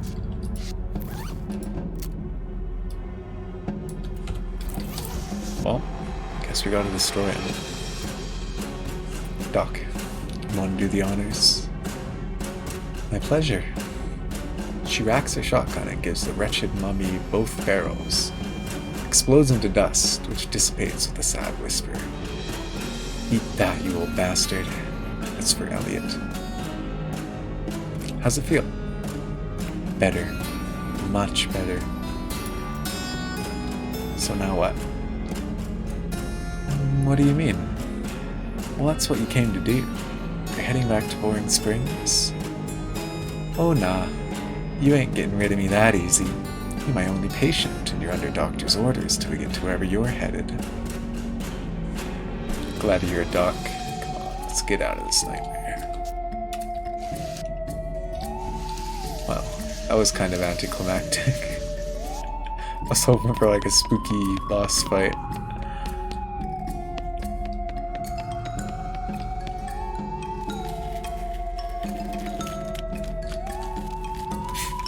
It was delicious, but no need to get greedy.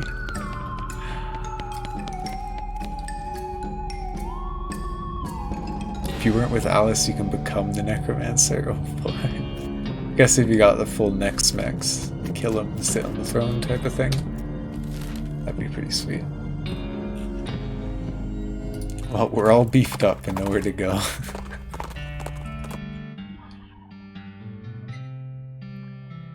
Off to one side of the trail, you spot a goblin digging in the sand with a little shovel and pail. Hello, I am clams digging.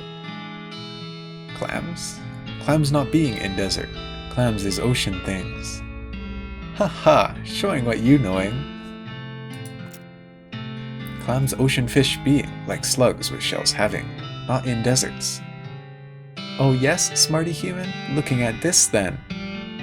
Pull a large piece of shiny abalone shell out of their pail, which while not exactly clam is indeed an odd thing to find in the desert. Dang it, we should have bought Intimidating before we left. We have an XP now, but... It's gonna have a really good freaking day, yeah. Beefed up on everything. I wonder if we leave him alone, if we can run into him again. So maybe I won't kill him.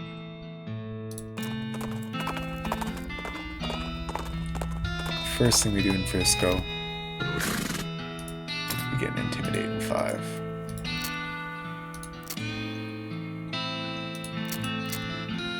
Oh, we could level up Dirty Poker to get even less caught. Let's see. What's up, Doc? Do you like custard? What? I heard there's a good custard stand out this way. Kind of a tourist attraction thing. Is it in a graveyard? Nope. It's just a custard stand, far as I know. Okay. What's going on, Smee? This fancy pants calls himself the Emperor. He won't let us build our tracks up to the station. Can you see if you can talk some sense into him? Okay. God Emperor of Frisco. He does look like an emperor. Who the heck are you? I'm Emperor Norton. I'm in charge of the city, and you can't build any train tracks here without permission. Emperor? Where's your crown then? As it so happens, I lost my dang crown. Fool thing didn't fit right anyway. But without it, can't issue any official permits. And that means no rails for you. Unless, of course, you were to give me a new crown, a properly fitting one. Don't have any crowns, sorry. Well, I guess that tears it, don't it? So not only do you not get that permit, but also... He reaches into his pockets and grabs a handful of powder, which he throws in your face. Your eyes burn. Ha! Have a taste of my famous antivirus, sucker. Everything goes all weird and you pass out. Did he just hit us with the pocket sand? When you come to, Norton is gone, and so is the train. Oh goodness. Anti-eyes. Is that what he's saying? Okay, it's not an effect, so I don't think it'll stay on forever.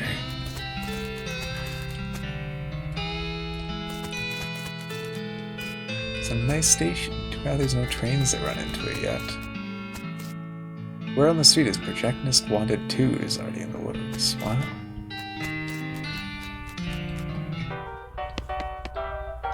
Well, I'll be a new face. I'm Clumsy. Make yourself at home. Thanks. I'm Fozzie Barkley. New to town. I've been helping Manifest Destiny get the rail tracks laid. We're very, very close, but haven't quite finished yet. Sounds like you could use a drink. What can you tell me about Frisco, Clumsy? Oh, it's a fine town. A fella named Samson Frisco founded it way back when the mines first opened. And everyone caught the fever. Mining fever? Yep, the kind you get from breathing too much dirt. Frisco was a doctor, you see. What's the brawl going on over there? Oh, them fellas are always blowing off steam. Just let them go and get their aggressions out. As long as they keep over there away from what furniture got left.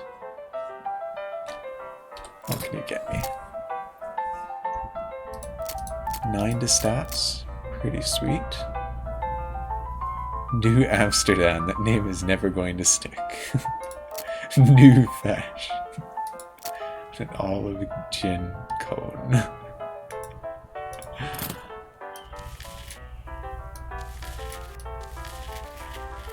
This lady has a rock in her whiskey. Whiskey on the rocks, eh? That was a little funny the first time I heard it today. So by now it should be a laugh riot, right? Seriously though, why are you ruining that whiskey with that rock? I'm not here to drink. I'm doing important research. What kind of research do you do? Testing the effects of various liquids on hypercrystalline thaumatomorphic deodorants. Today's liquid is ethanol. Maybe I'm going on a limb here, but I'm guessing you're some kind of scientist. Good guess. Specifically, I'm an arcanogeologist. Magical rocks? Hey, not bad, you got it in one. Dr. Josie Morton, at your service. Hi, I'm Fozzie Barkley. I second guess was going to be buttholes, but rocks don't have those. Not typically, no.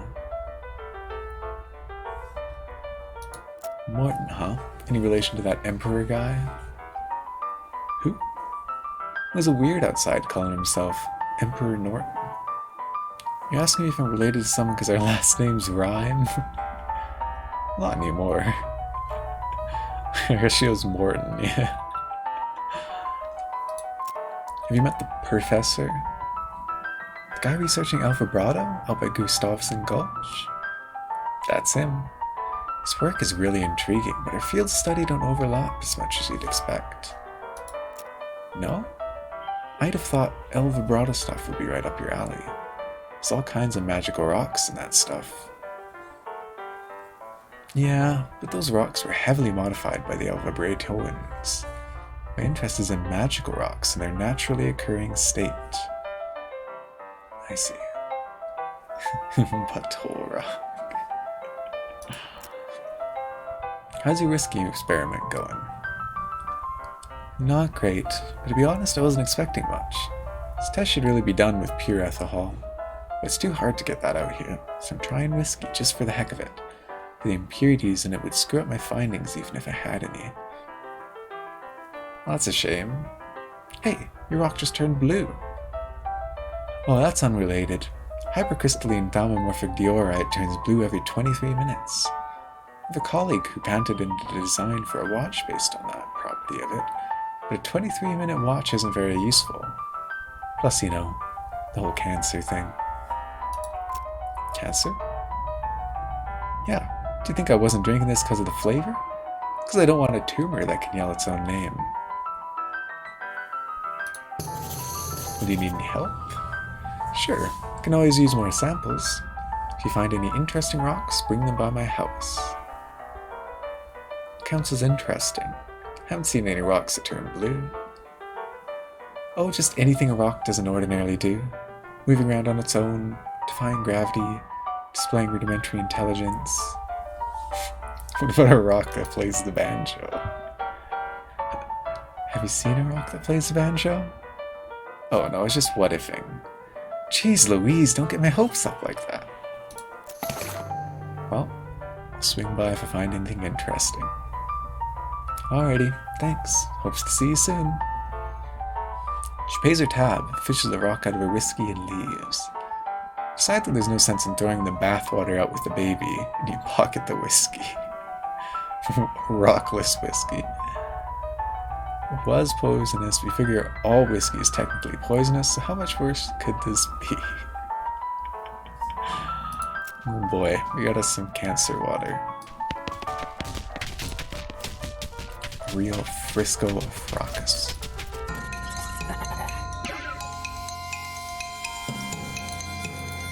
These guys are pretty weak. Give them a big old gore. You emerge from that brawl relatively unscathed. Oh, is this just like an endless thing? Looks like it might be.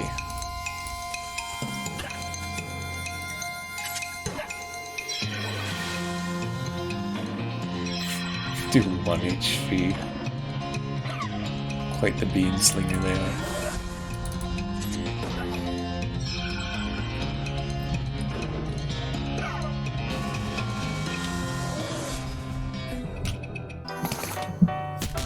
Free experience.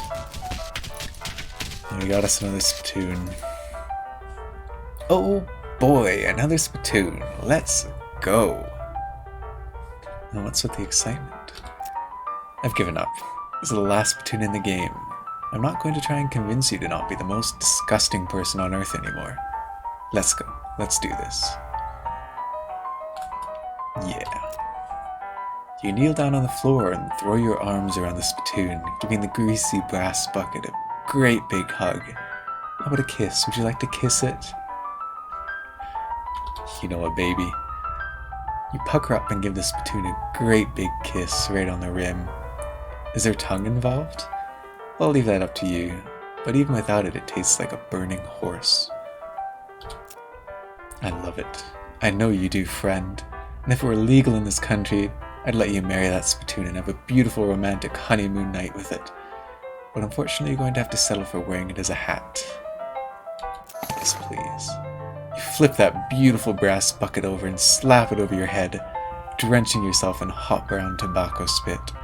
It washes down over your face and hair like a sewage waterfall, soaking your clothes, running down your collar and slithering into your underwear and filling your boots. Can't even force myself to describe it in any more detail than that. You're the world's foulest human being. Congratulations. Aw, it's mysticality. It's a spittoon hat, which is to say that it's a spittoon that you've turned upside down and placed on top of your head. I gotta try it on, right? It looks pretty fly. But it's all mysticality, which is a damn shame. Wonderful climax, I agree. Got the full disgusting set.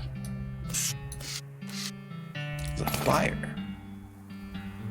Comedy flyer. Something you found on the ground in Frisco, which means in the absolute best scenario, it's garbage. Read the garbage. Turns out to be a flyer for a comedy shack up in North Frisco. You jot down the location on your map, then throw the flyer away.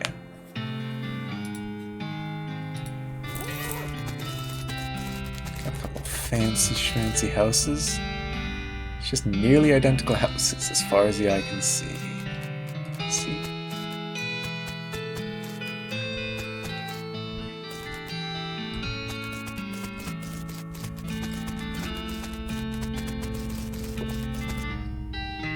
Where'd the train go?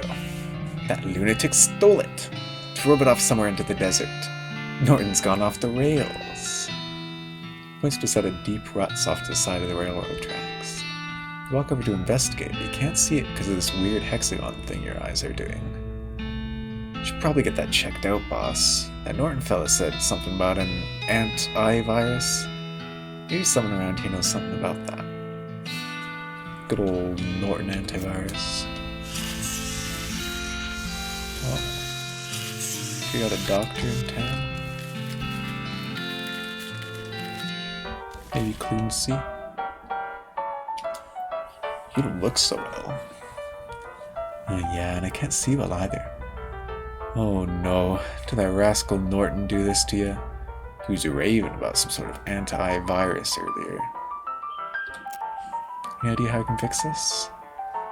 Do you know that fella named Roy Bean? The one that collects all kinds of jelly beans? Thinking maybe he's got one made of honey and it could help with your predicament. It makes zero sense, but I suppose I don't have a better plan.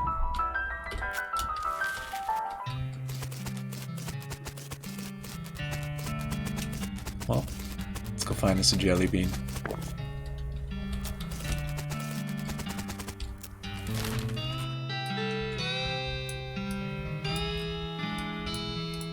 Oh, that was the hideout. Oops. Poor lost crate. A branding ring. Oh, for like branding cows. I see.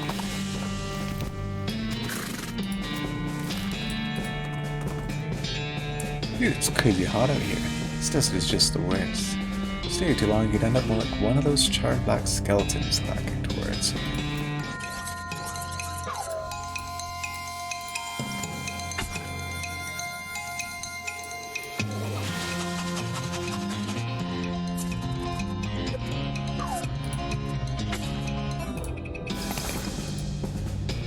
Ooh, she leveled up.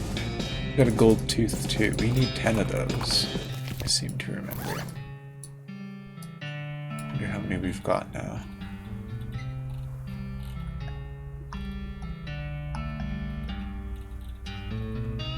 Gold tooth, where are you? Got too much junk to even tell, man. I got 4.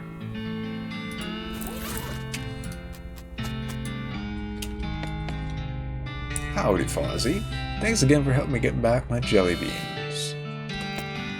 Oh, just have to buy this one. Yeah, it's the honey one. Single yellow jelly bean in this case with a sign that says Paraguayan murder bee honey jelly bean. Very rare, 6,000 meat. Roy walks over. Does this jelly bean really cost 6,000 meat? Well, normally it does, yeah. Guess seeing as you helped me out with those bandits and goblins and damn dirty hippies, let's call her 5. 5 meat, really? Yeah, I reckon. Better buy in a hurry before I change my mind. Head of the meat. You almost feel bad because of the depth of the discount.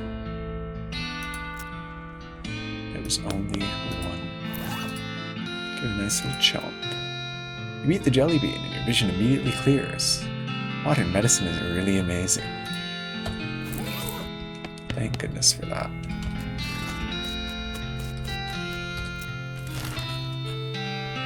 Okay, let's go to the comedy shack.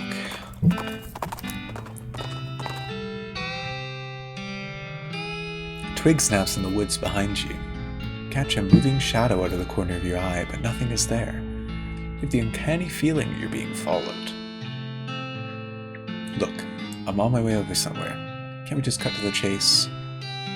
A huge skeleton, much taller than any human and with structure and posture, somewhere between a human and a gorilla, smashes out of the undergrowth and charges at you. Grah. Good, thanks. I kind of want to fight him, but we gotta intimidate.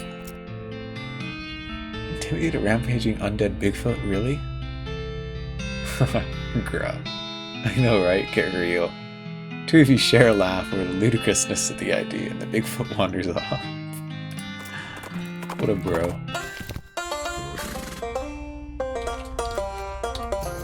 Howdy, Doc. Alice stops and sniffs the air. You smell that? No. It's really faint. I only caught a whiff, but there's a distillery nearby. Good grief, Alice has got super wino powers. Hey now, I object to being characterized as some kind of lush. I'm a connoisseur of only the finest hooches. Okay, let's check it out.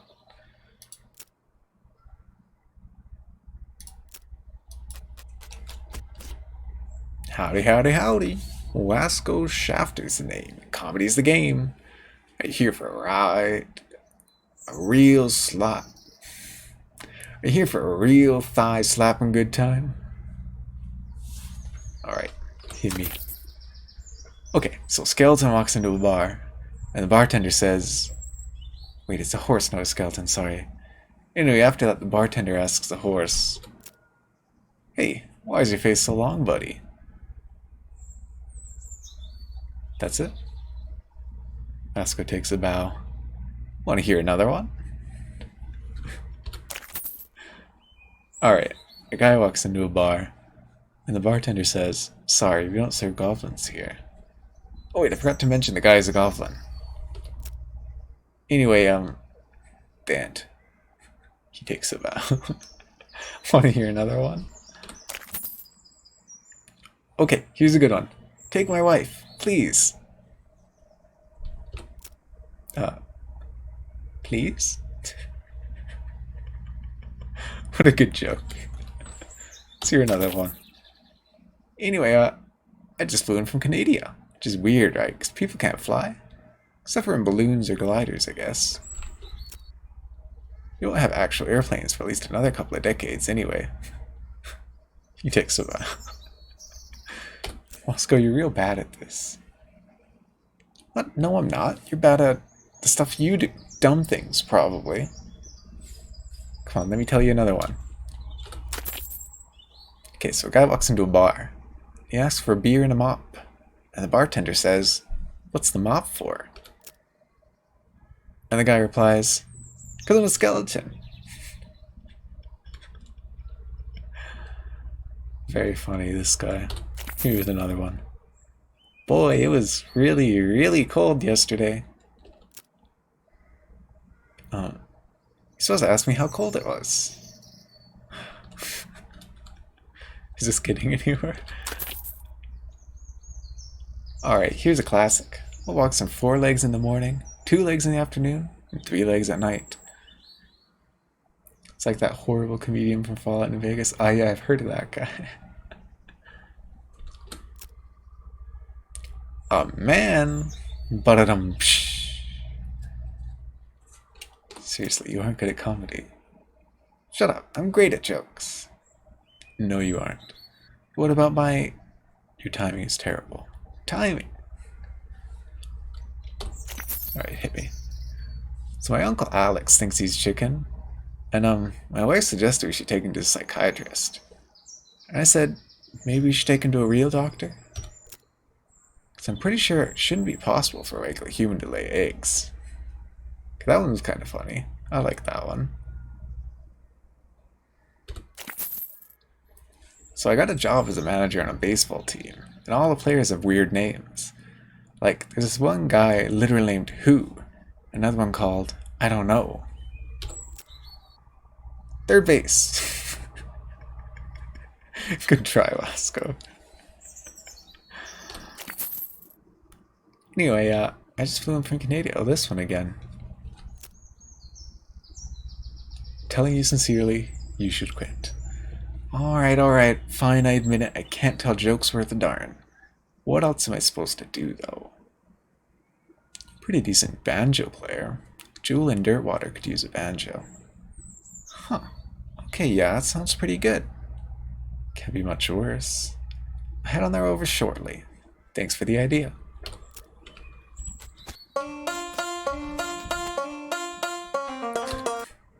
Okay. Well, I hope Wasco has a good life.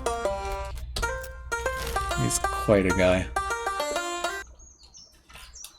Let's get some moonshine. Let's do a grade A hoocha.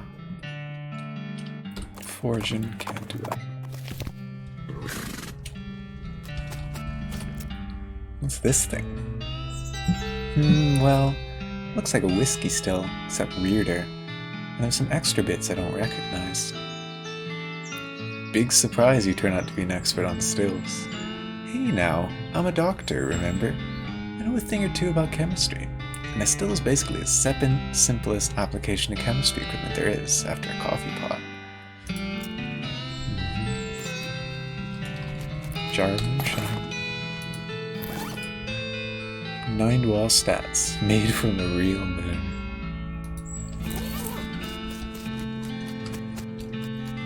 Is that it?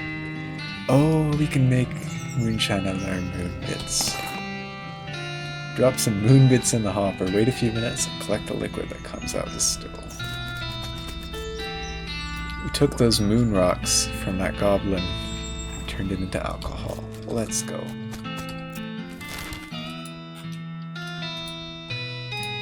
Okay, custard time. Find a rough wooden cross stuck in the grave, with words. Some jerk carved into them. Guess it's a grave?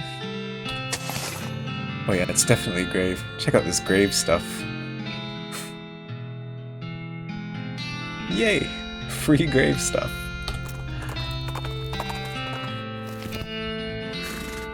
Wow. Hi. Well, howdy there. Welcome to the last custard stand. I'm Custard Man Stan. I make custard like the only Custard Man Stan can. Care to try some? Tell me about your custard stand, Custard Man Stan. Not much to tell. Just a plain honest custard stand selling plain honest custard. But it's the last one? Like, the last one before you get to Frisco, or the last one in the whole territory? Heck, the last one in the whole world, so far as I know. But I can't swear to that. You sure it isn't the first? Yep, because the first one was also mine. It's farther up north. Whole dang operation was ate by wasps, stand and all.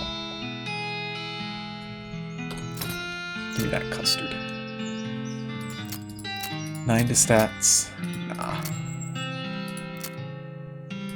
I will give him a ring though.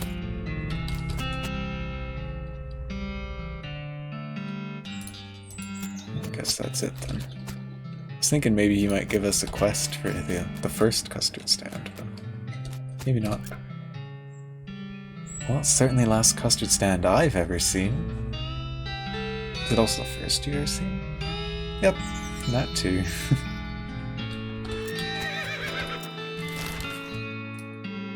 Okay, stop by Dr. Morland's. You hear a shout in the distance behind you and a thunder of hoofs. A riderless horse is racing towards you, reins flapping.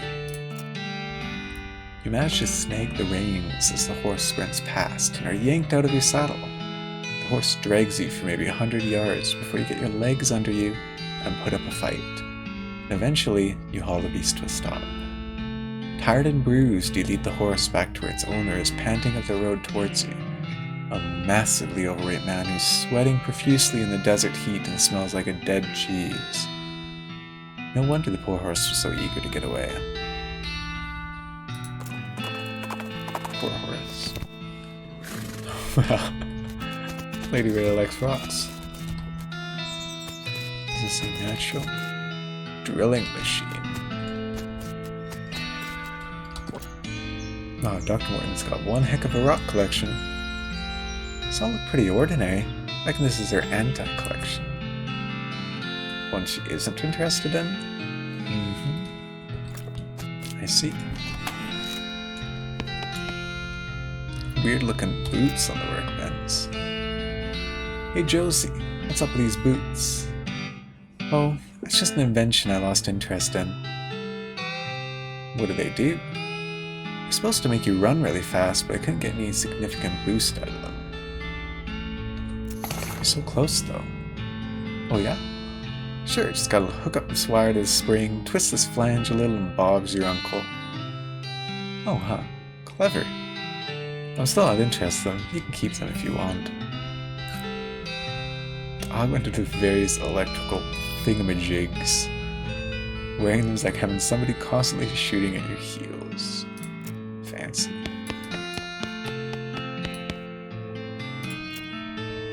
Don't these new lamp things usually need to be plugged in something? Yes, but I modified these to run on ambient arcanolithic radiation. You can see how they work more reliably the closer they are to that diuretic resonator on the floor there. I see. Just once a dining table, it's now just a bad horizontal filing cabinet. It's a bed made of stone, a bedrock, if you will. He's really committed to the whole geology thing. I had no idea there were so many books about rocks. That's damn straight. Hi there, Dr. Morton. Oh, hi, Fozzie. Did you find any interesting rocks for me? Not yet. I'm keeping an eye out. I appreciate it. Thanks.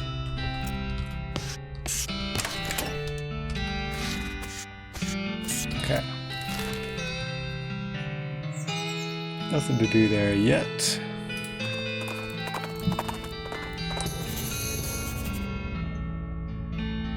You see a plume of smoke rising over the trees to the north of you. You nudge Sneaketh on that direction and find a cozy-looking cabin nestled in a copse of pines. The ground outside is sparkly and rainbow-tinted, telltale side effect of the practice of the jeweler's trade. It's like Land of the Lustrous, coating the moon in gems.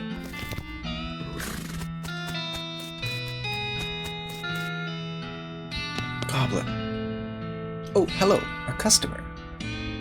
Why, hello. Welcome to Master Gerald's jewelry shop. Howdy. Are you Master Gerald?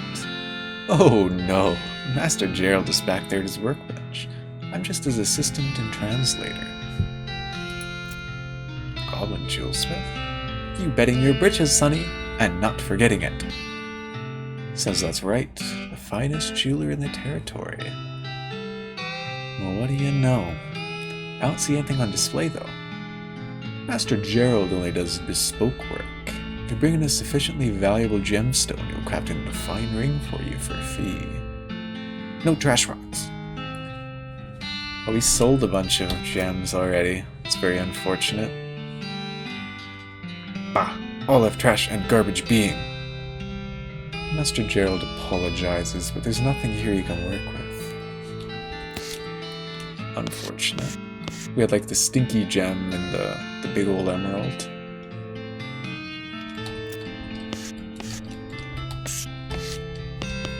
Eyebrows are getting kind of wild. That's better. Is this the goblin's bed? Maybe. It appears to be their dining table, but they've left out a stack of magazines for customers to look at while they're waiting. They're all in Goblin, though. Most of them are Goblin celebrity gossip, and the crossword puzzles have already been filled in. Gosh darn it.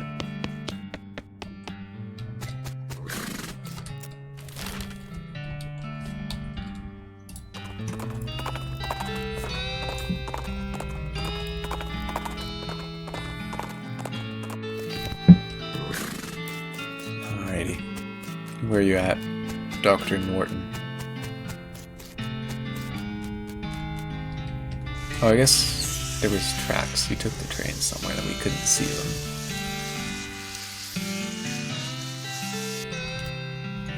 You gotta get that train back. This is embarrassing.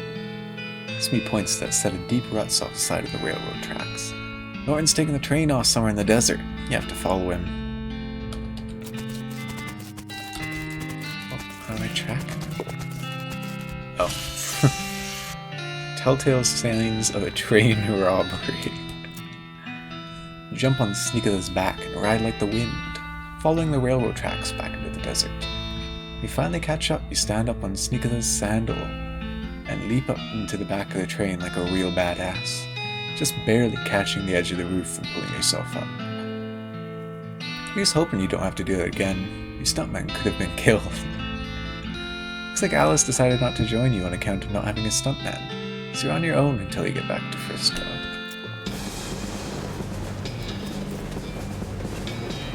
Go down into the train car. So straight, fair and square. I'm not giving it back. You're feeling neither fair nor square. Aw, weak dude.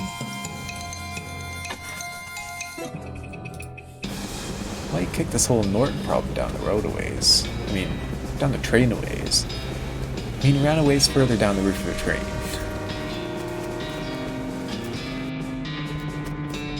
Hand fruit.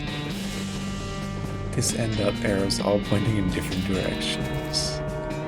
Arrows labeled pickled pig knuckles. Try saying that 5 times fast.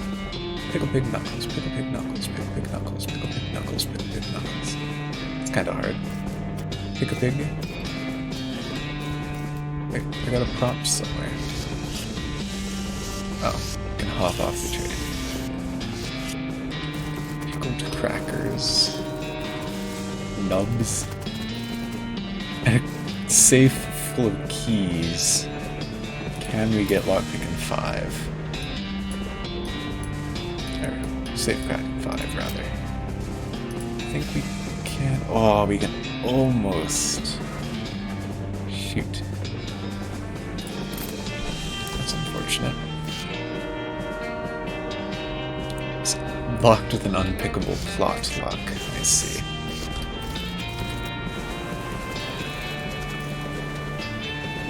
Oh good, someone's built a rickety-ass bridge between these train cars.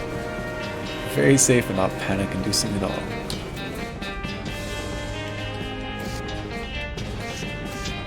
These guys look angry and confused. Let's go.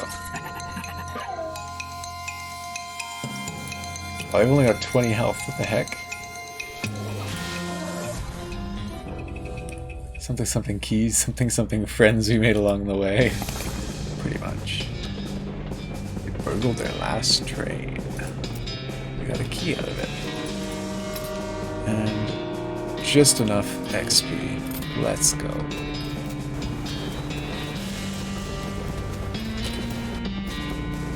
What's in our keys save? Cargo car key. Just said key instead of keys. Oh. What was the point of that?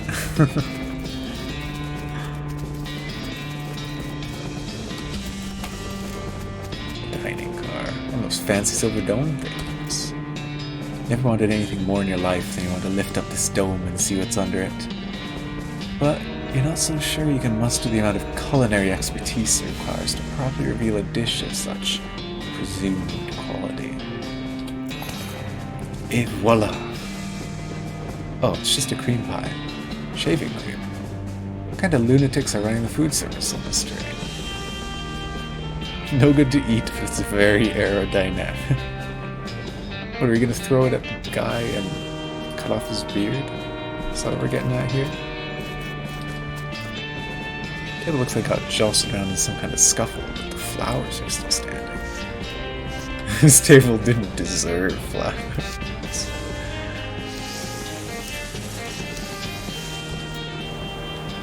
Alright, buddy. Can I use the shaving cream? Aha.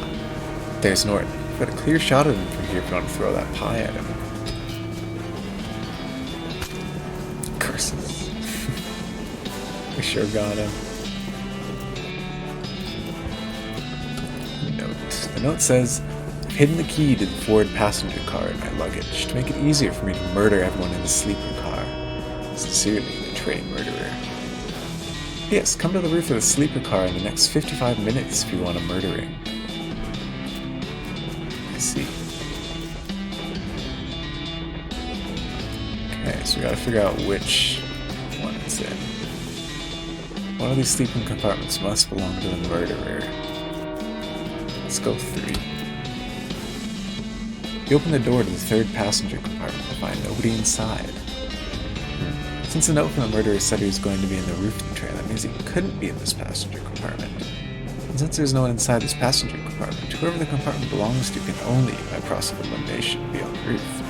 Which means the person who rented this compartment must be the murderer. Probably. The only clue you find here is a lunch ticket that has number 3. Find bag number 3 and it has the key to the forward passenger car inside. It's very strong corroborating evidence for your theory of who the murderer is. Is the murderer up here?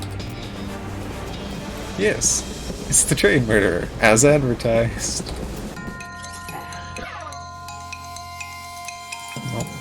He's murdered his last train. Put an end to the train murderer's reign of murder. You rifle through his pockets. They're empty except for his luggage tag. Turns out his tag is number 3.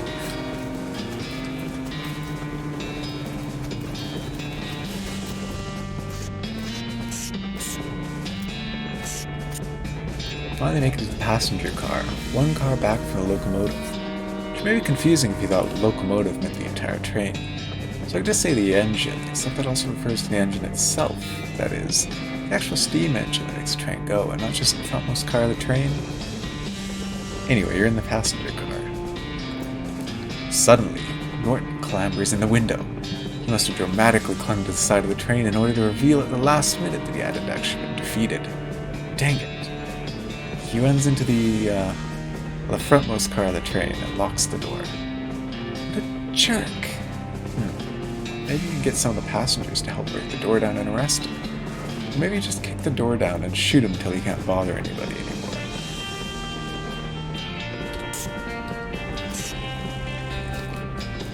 What a nice group of passengers.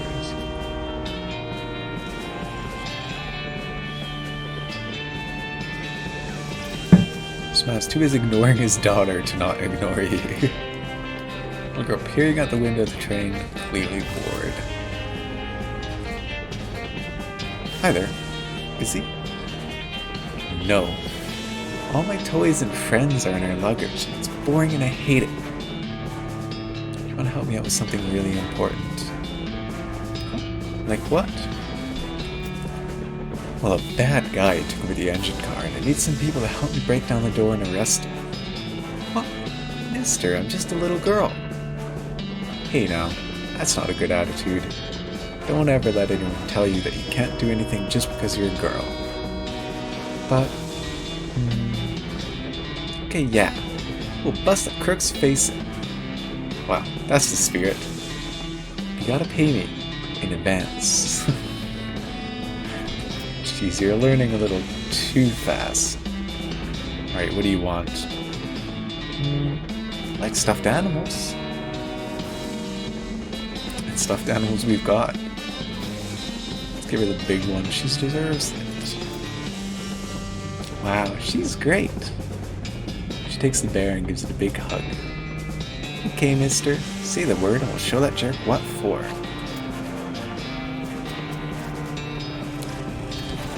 Someone's focusing on her knitting and ignoring the general commotion. She must have been knitting the whole trip, because the scarf she's made could dominate a whole marching band. Excuse me, ma'am. Whatever is it? I want no part of it. I keep myself to myself, and I get no desire to get involved. Thank you very much. Come on. This is important. The crazy guy stole the train, and I need to help arresting him, or you'll never get to Frisco. Sure, everything will sort itself out at the end, and in the meantime I have plenty of wool. Pick up the far end of her scarf and pull on the trailing length of yarn, 3 or 4 rows unravel. Here now, just what do you think you're doing? Lady, you gonna help me arrest the nut in the driver's compartment? Or you're gonna find out the answer to that age-old question. How long is a piece of string? Alright. Anything to get off this train and away from you faster. 101 mano e ciauto. If you only get to choose one, I'm definitely going with the girl. The woman ignores you. Professional looking guy is frowning at a sheet of paper and occasionally scribbling on it with pencil and erasing what he wrote. Excuse me, can you help me with something? Sorry, I'm busy. Ask my wife, or my daughter. God knows she could do with something to keep her occupied. What are you working on? It's quite academic. I'm sure you wouldn't understand. Try me. If you must know, I'm a scholar of foreign antiquities, who attempted to resolve this ancient conundrum from the Far East. Shows her a sheet of paper covered with little boxes, some of which have numbers in them. Sudoku? A Sudoku? My little brother thinks they're for babies. What? Look, this This box can't be 3 or 7, because he got those here and there. This has to be a 4, which means it's 5 here, 9 here. If that's a 9, this can't be, so it's a 7, this one's a 2. Well, damn, what fun is it if you just solve it for me? Sorry. Will you help me break down the door to the engine and arrest the Emperor? Well, guess I've got nothing better to do now. This guy's totally pranticking. It's the word I just made up. That means ranting in a frantic panic. Everyone else is ignoring him as hard as they can. Hey, buddy, you okay? It's a lie. We're never gonna get to Frisco. Frisco probably doesn't even exist. We've been testing to see how far we can survive on complimentary peanuts and bottled water. Now driving us out into the desert to some kind of government camp. We're gonna use our organs to fuel alien flying machines. Give them a little percussive maintenance. Whap, whap, whap. Sorry, guess I lost it for a second there. Feel better? He rubs his jaw. Well, yes and no. Listen, we're gonna get to Frisco. First, we gotta bust in the locomotive up front and arrest the crazy guy. I need some volunteers. Okay, I'm in. If I have to sit here doing nothing much longer, I'll probably flip out again. This overweight man in a 3-piece suit and bowler hat's probably a banker or something. His eyes are closed and his posture's relaxed, but the clench of his jaw betrays his aggravation. Excuse me? What is it? A crazy jerk calling himself Emperor Norton has hijacked the train, and I need volunteers to help me bust down the door and arrest him. I see. And... will you help me? No, I'd rather not. It sounds quite strenuous. Perhaps even dangerous. Oh, please? No, I don't think so. I'm quite comfortable here and I prefer to avoid stress. Pretty please? Again, no. I'm supposed to avoid things that might raise my blood pressure.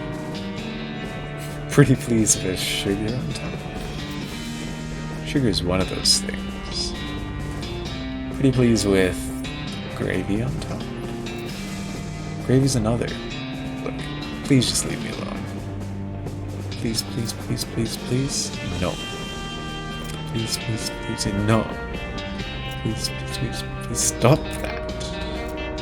I said no, stop asking. You're really getting on my nerves. Please, please, please, I'll stop asking if you say yes. No, damn it. Alright, God, fine, I'll help. Just leave me alone. Got a good friend in him. This lady's flipping through a book titled Birds of the Western Territory. Since most of the place is desert, it isn't a very long book. Excuse me, ma'am. Yes? A crazed psycho has taken over the train's engine car, and I need volunteers to help break down the door and arrest him. Oh my, I certainly couldn't be of any help with that. I'm very conflict averse. What if I told you he hates birds? He's determined to outlaw them from the territory as he sees his power. That's very sly. But I know you're only saying that because you saw the book I was reading. Yeah, you got me there. Any of these to convince me? Suddenly you hear tapping at the passenger car window. What the? Russell! You open the window and your pet crow Russell flaps and it perches on your shoulder. Hey buddy, good to see you. Oh my gosh, what a beautiful crow. And he knows you? Yeah, it was a pretty good Poe joke. tapping at the passenger car window. Oh sure, me and Russell go way back, right buddy? Rescued him from a cat when he was only just out of the nest. Raised him as a pet. Set him free when I left home recently. What is he doing here? Has he been following you since then?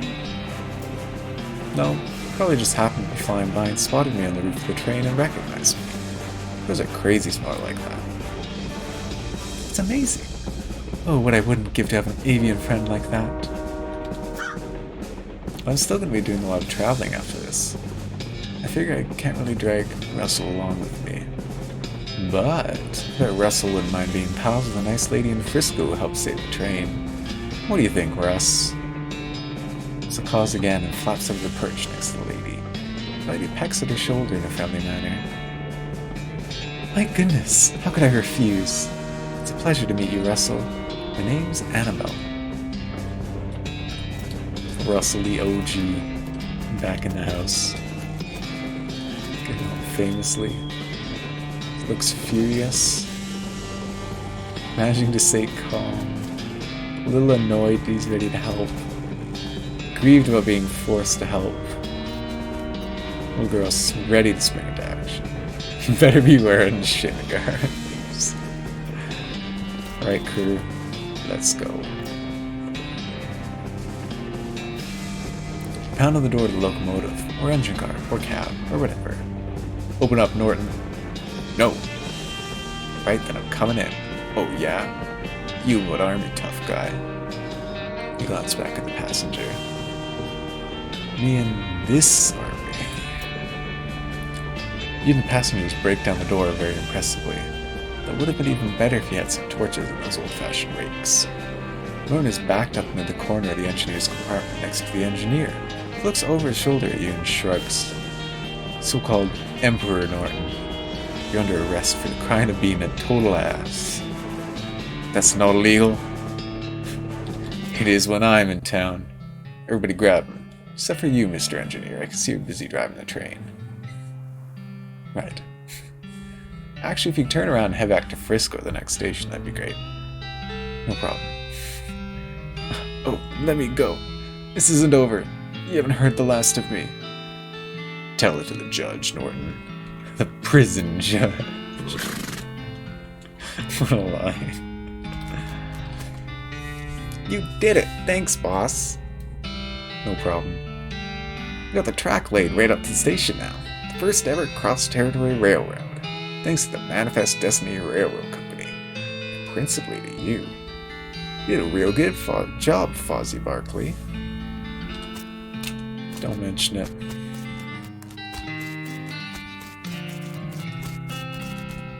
Wonder what day it is. It's much flatter than I expected. Is this the same angry hat lady from Dirtwater?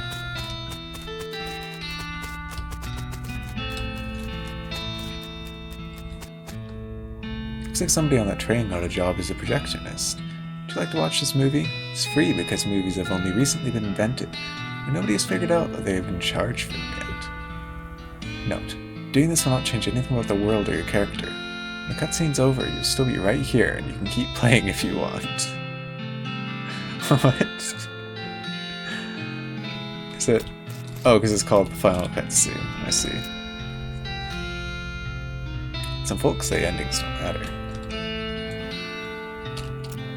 It's not actually any key. I couldn't press C. Other folks, they like to know how things turn out. Consequences of their actions, like... The train's running again. Frisco thrived. People came from all over to seek their fortunes. But thanks to you, they didn't have to do it while on fire, because some cow attacked their wagon. Ending sequence is so much cooler if you just give him any crown, the whole train is skipped. Well, I could just go straight to the ending here. This is definitely a more interesting thing to be, you know, train robbery.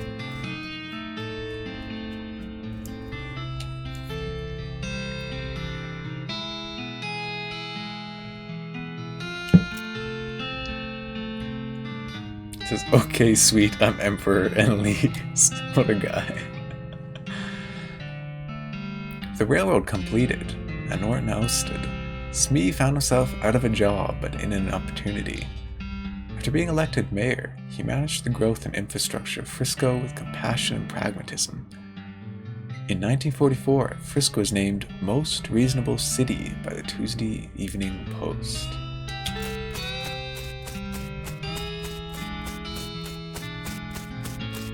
Smee the mayor. Look at him go. Dissatisfied with the thought of returning to her old life in Boring Springs, Doc Alice opened a free clinic in Frisco and lived out the rest of her days as a practicing doctor. Frisco's loose moral atmosphere and the opening of a mercury mine a ways down the peninsula meant she stayed too busy to worry much most days. The clinic was so important to Frisco's eventual counterculture movement that a popular song was written about it. The refrain was, "You can get rid of anything you want at Alice's clinic."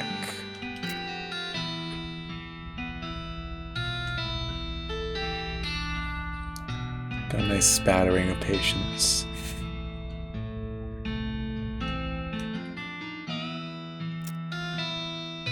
Thanks to her assistance, Hobart Buppert got the photography bug. Should we say the photography owl? Anyway, he opened up an art gallery so that citizens of Frisco would never again have to suffer from the inability to see pictures of owl skeletons whenever they wanted. Wow. What an excellent guy. Kurtz left the fort and set up shop in Frisco. His cult fitness group skyrocketed in popularity. The growth was entirely due to word of mouth, because the first rule of Kurtz Fits is that you cannot stop talking about Kurtz Fit.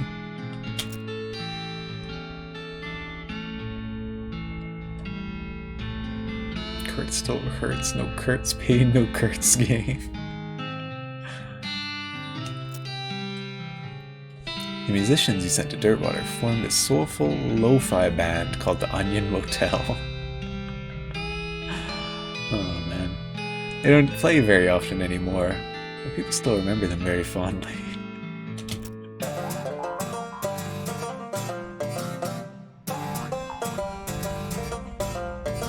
What a banger.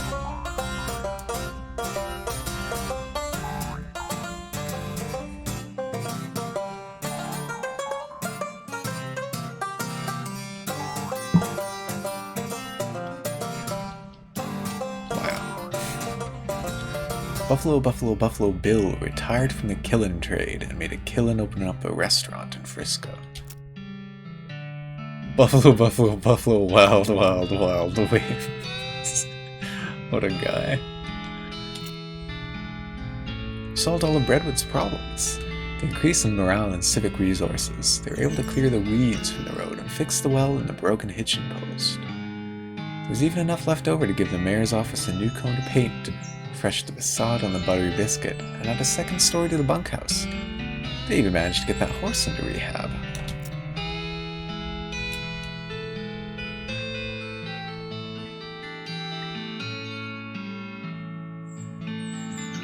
Horse finally on the straight and narrow. What a guy. Chuck continued to run his blood and breakfast without incident, accident, scandal, or allegation for many years. He won one of the reenactment scenarios at Fort Memoriam. They still talk about it. Remember that Fozzie fella came through here? Yeah, he's not very good. Do you have any more root beer? Quite the conversation. With their help, Roy Bean's Jelly Bean Museum became talk of the town. First they had to build a town nearby, but once they did, hoo-wee. I'm happy for Roy. Hope it mentions the evil doll, me too. Dirtwater became, relatively speaking, a thriving metropolis. Thanks to her efforts as a commerce ambassador and all-around helpful stranger, the once sleepy town became a shining oasis in the Bering Land. Every man, woman, and child in town knew your name. They even put up a little plaque with your name on it in your old room at the Jewel.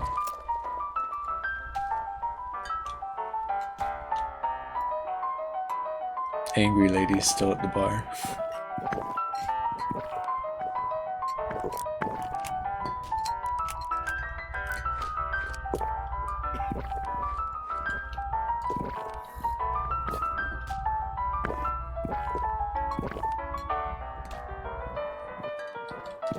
A bunch of happy folk.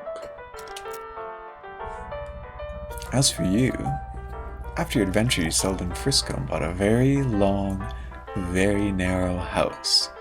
Filled it with souvenirs of your exploits and started an antique hat rack collection. When you left home, you told Rufus you wanted to seek your fortune. Unfortunately, you ended your adventure nearly penniless. Oh well. Maybe Riss can find somebody else to look up to. Oops. Ah, I thought I was ready to move, but it skipped. That's unfortunate. In 1906, all the remaining cows in the West were simultaneously activated by some kind of signal from hell. They thundered east, forming a gigantic single-minded herd. Led by the infernal sadist Duke Bulvicus, the cow army thundered east towards Dirtwater. You gotta call it guzzling, me too. Is this the doll? Where is she?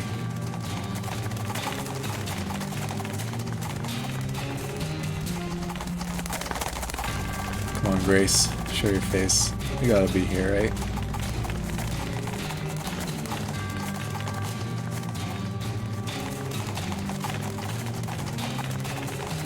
Might just be a random herd.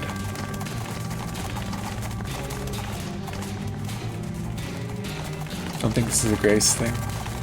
Well, it's said from a signal from hell, right? I mean, that was a pretty hellish thing to do, you know, feeding a cup of a child's blood to a spooky doll. Fortunately, Barnaby Bob's gang of rodeo clowns swept in at the last minute and slaughtered the herd just before it reached Dirtwater. Unfortunately, all the townsfolk of Dirtwater had a hard time sleeping for pretty much the rest of their lives. Seriously, it was a grisly sight.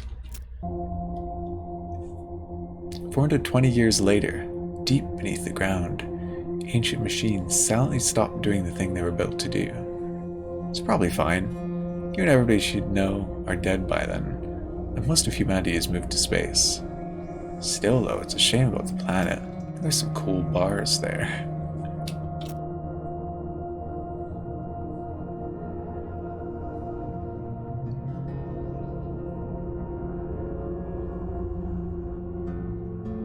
I feel like there was stuff we missed about the alien stuff.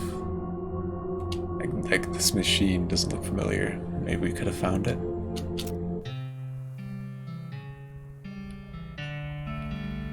Grace didn't cause the cows, or at least it didn't say, but the clowns fought them before they got to Dirtwater, and it said everyone in Dirtwater had trouble sleeping for many days because it was a grisly sight. So many cows, so many clowns.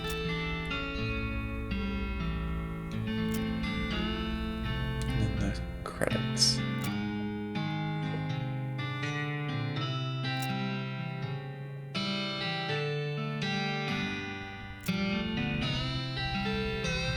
Are the credits gonna say "and you"?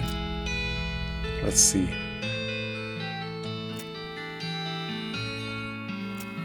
They didn't. Kingdom of Loathing, hey? Wow. This is a one-way train. Wow. Elva side quest is ridiculously long. Yeah, it felt like it. Though we couldn't talk to the professor, although now we know words, maybe he'll talk to us.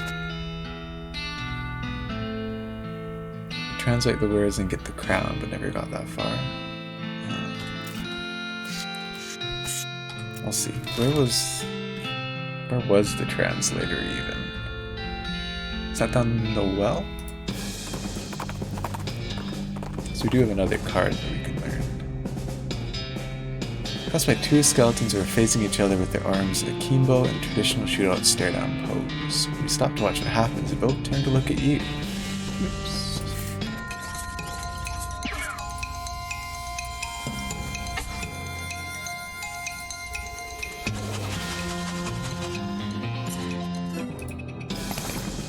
Successfully destroyed both skeleton gunslingers. I guess their shootout was a tie. I guess so.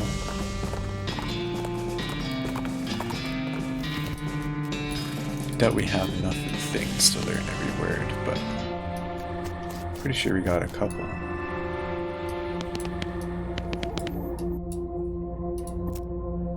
Planetary terminal toggle.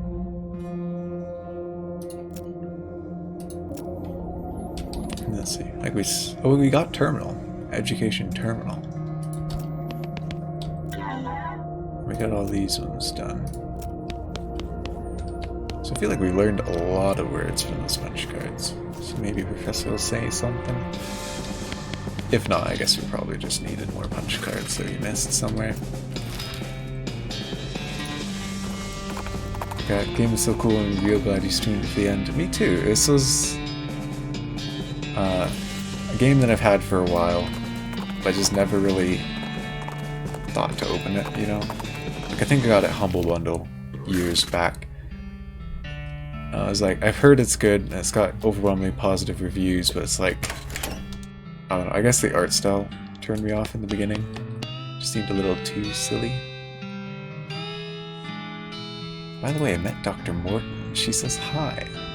Josie, what's she up to these days? I met her in a bar and she was soaking a rock in whiskey. Still doing her hypercrystalline thaumatomorphic diorite tests. Good on her for being so thorough. Works completely for its favorite, yeah. Definitely adds to the whole silly aspect of it all. I'm kind of intrigued about, you know, all the different ways to go about it, you know? Like, it feels like almost every quest item that you get, there's like multiple ways to go about it. Let's see, do we have an example? I mean, the Goblet of Blood. You could have poured it in the doll or not, and that might have done something different. Or, I mean, the multiple different ways to get a year's supply of dynamite. 1 stick a week. Oh man. I mean, there's a million different ways you could have done the circus. And there's all sorts of items that, like, if you had saved instead of selling, or not wasted on X, you could have done it in Y. I feel like there's a lot of different things hiding under the surface, you know? I might have to look through to see if there's something interesting else that I can pursue for a second playthrough. Yeah, you do so much in one playthrough, you're repeating so much, that's understandable. There would be a lot of text to just kind of skip through. Like doing Ghostwood again would be painful. Although you didn't have to do every problem in Redwood, so I mean you could probably skip it. But yeah, it's kind of painful. I gotta say, my biggest regret is not finding a girlfriend for Cactus Bill.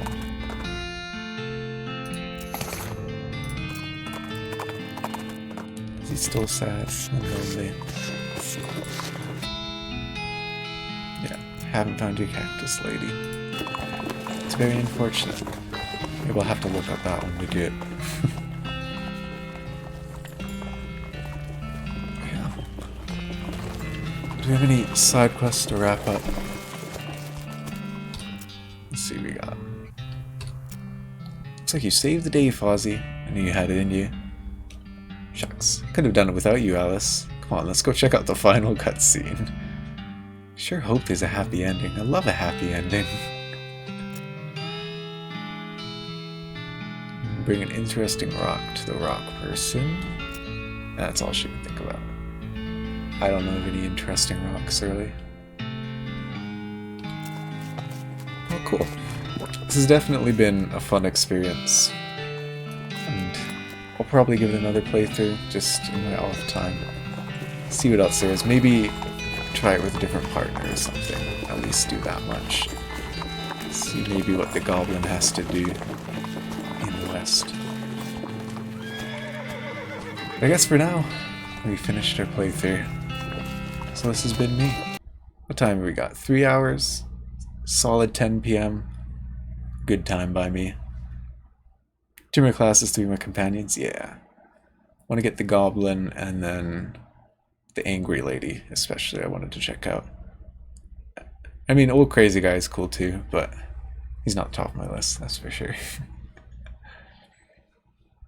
Anyways, that's me for tonight. What day is it? Sunday? So I have tomorrow off. I got class in the evening. I'll be back on Tuesday. Maybe we'll play Final Fantasy. We'll see about that. See if we got any raid. See if we got anyone else I can have you guys show some love to. Yo, Rena's playing. She's playing Unrailed. Got a new friend to check out. I've never actually seen her stream. She usually always streams in the morning, so this will be exciting. So I'll send you guys over her direction. Nice. Thank you all for hanging out, and have a good rest of your day.